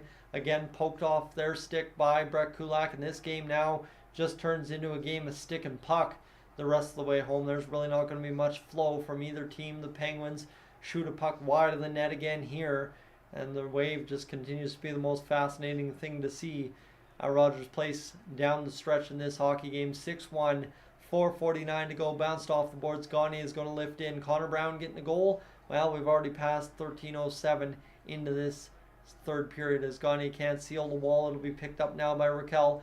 Raquel's darting across the Oilers line, swallowed up there again by the Oilers, who are taking good pride in making sure another goal does not get by Calvin Pickard down this hockey game's last 5 minutes. Pass in front, cut off by Ekholm again. Oilers are going to bobble it out of the zone, does Connor Brown. As this one gets down low to Pickard. Pass played across the far side. Here's an opportunity for the Penguins into the slot. Can't do it. And back the other way. Here's Hyman backhanding over to Draisaitl. The top line taking probably its last shift of the hockey game here, as Oilers fans celebrate 2 points this evening against the Pittsburgh Penguins. Well in the books now with 3:54 to go in the third period. 36-23 the shots on goal for the Edmonton Oilers. Backhand over. Penguins get another shot turned away by Calvin Pickard, who's looked absolutely stellar tonight. Avery, welcome aboard as well, and Clean, welcome in as well. So you're welcome in. And this one will now be a far side pass right through the middle for the Penguins. Backhanded in and down low. 3:25 to go in this third period. There is nothing more to achieve in this hockey game for either team. Now you just got to get out cleanly and get the 2 points. As here's Evander Kane looking to force a shot on net. Can't do it. An Evander Kane goal would be one thing to achieve in this hockey game. I'd take that for sure.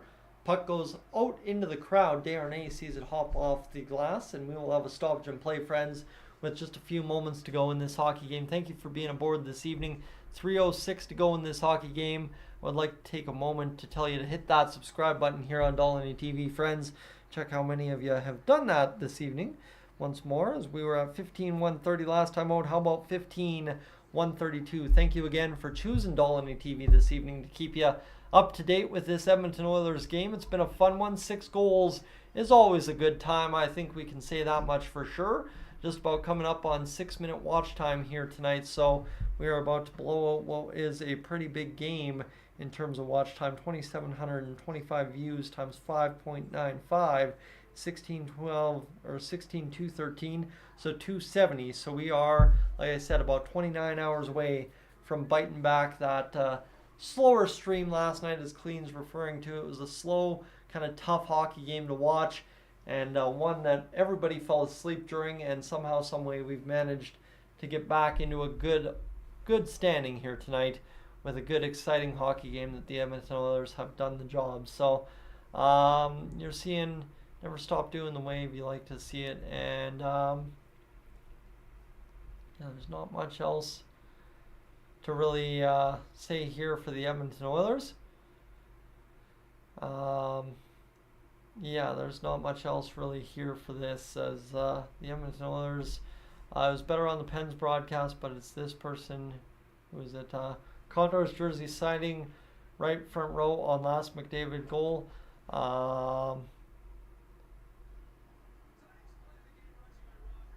Alright, perfect. Well, whatever, it's all good. Big game for the Edmonton Oilers coming up in Buffalo Saturday. Well, Buffalo's a big game, but also Boston on Tuesday, I think it is. Like 7 p.m. game tonight is screwing with my brain, but I think tonight being Tuesday is the next game against the Bruins, tonight being Sunday. So we're going to watch a bunch of highlights here for the Oilers tonight. 2:59 to go. As this one comes to the near side for the Oilers. Gagne whiffing on a shot. Shot fired again. Holloway gets to the puck first. Fourth line fighting for their meals out there tonight. Obviously, Gagne puts in a good performance here again. Puck clips somebody up high. It was Carlson. He clears back to the point. 2:39 to go in this hockey game, friends, as that will be an icing call against the Pittsburgh Penguins. And we will have the face-off in the Pens zone. 36-24 the shots on goal for the Pittsburgh Penguins so far this hockey, or for the Edmonton Oilers so far against the Penguins in this hockey game. And we are just closing in on closing out this hockey game in style.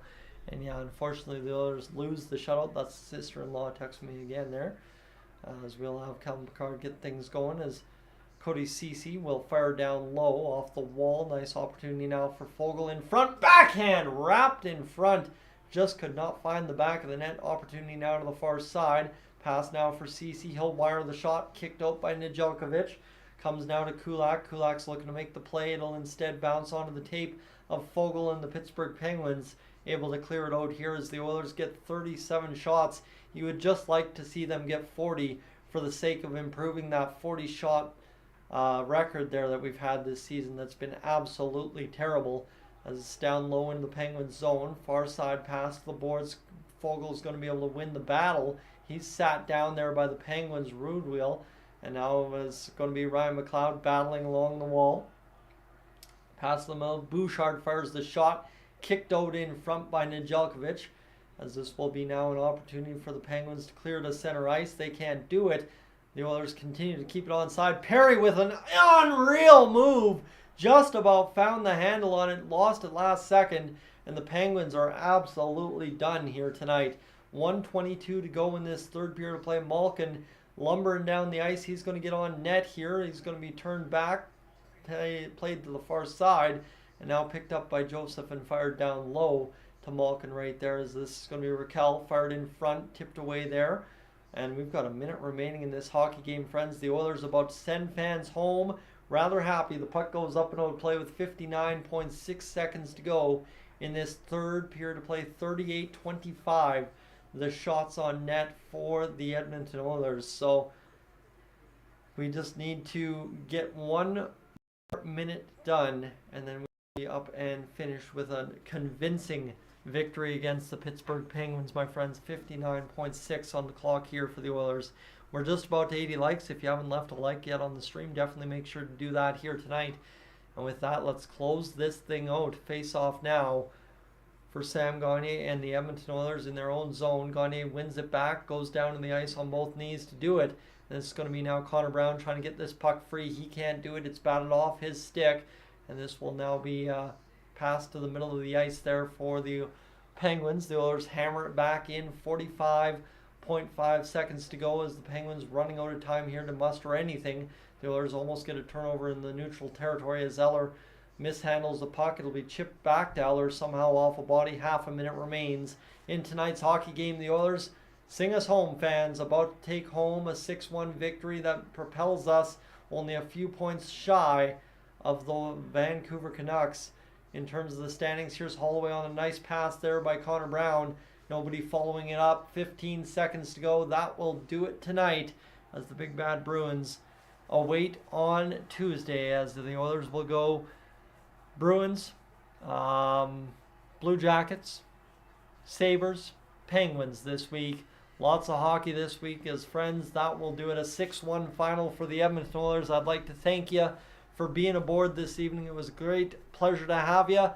The last sentence of the live stream overall before we flip to post-game edition is, friends, you can play La Bamba, baby. The Oilers win 6-1 over top of the Pittsburgh Penguins.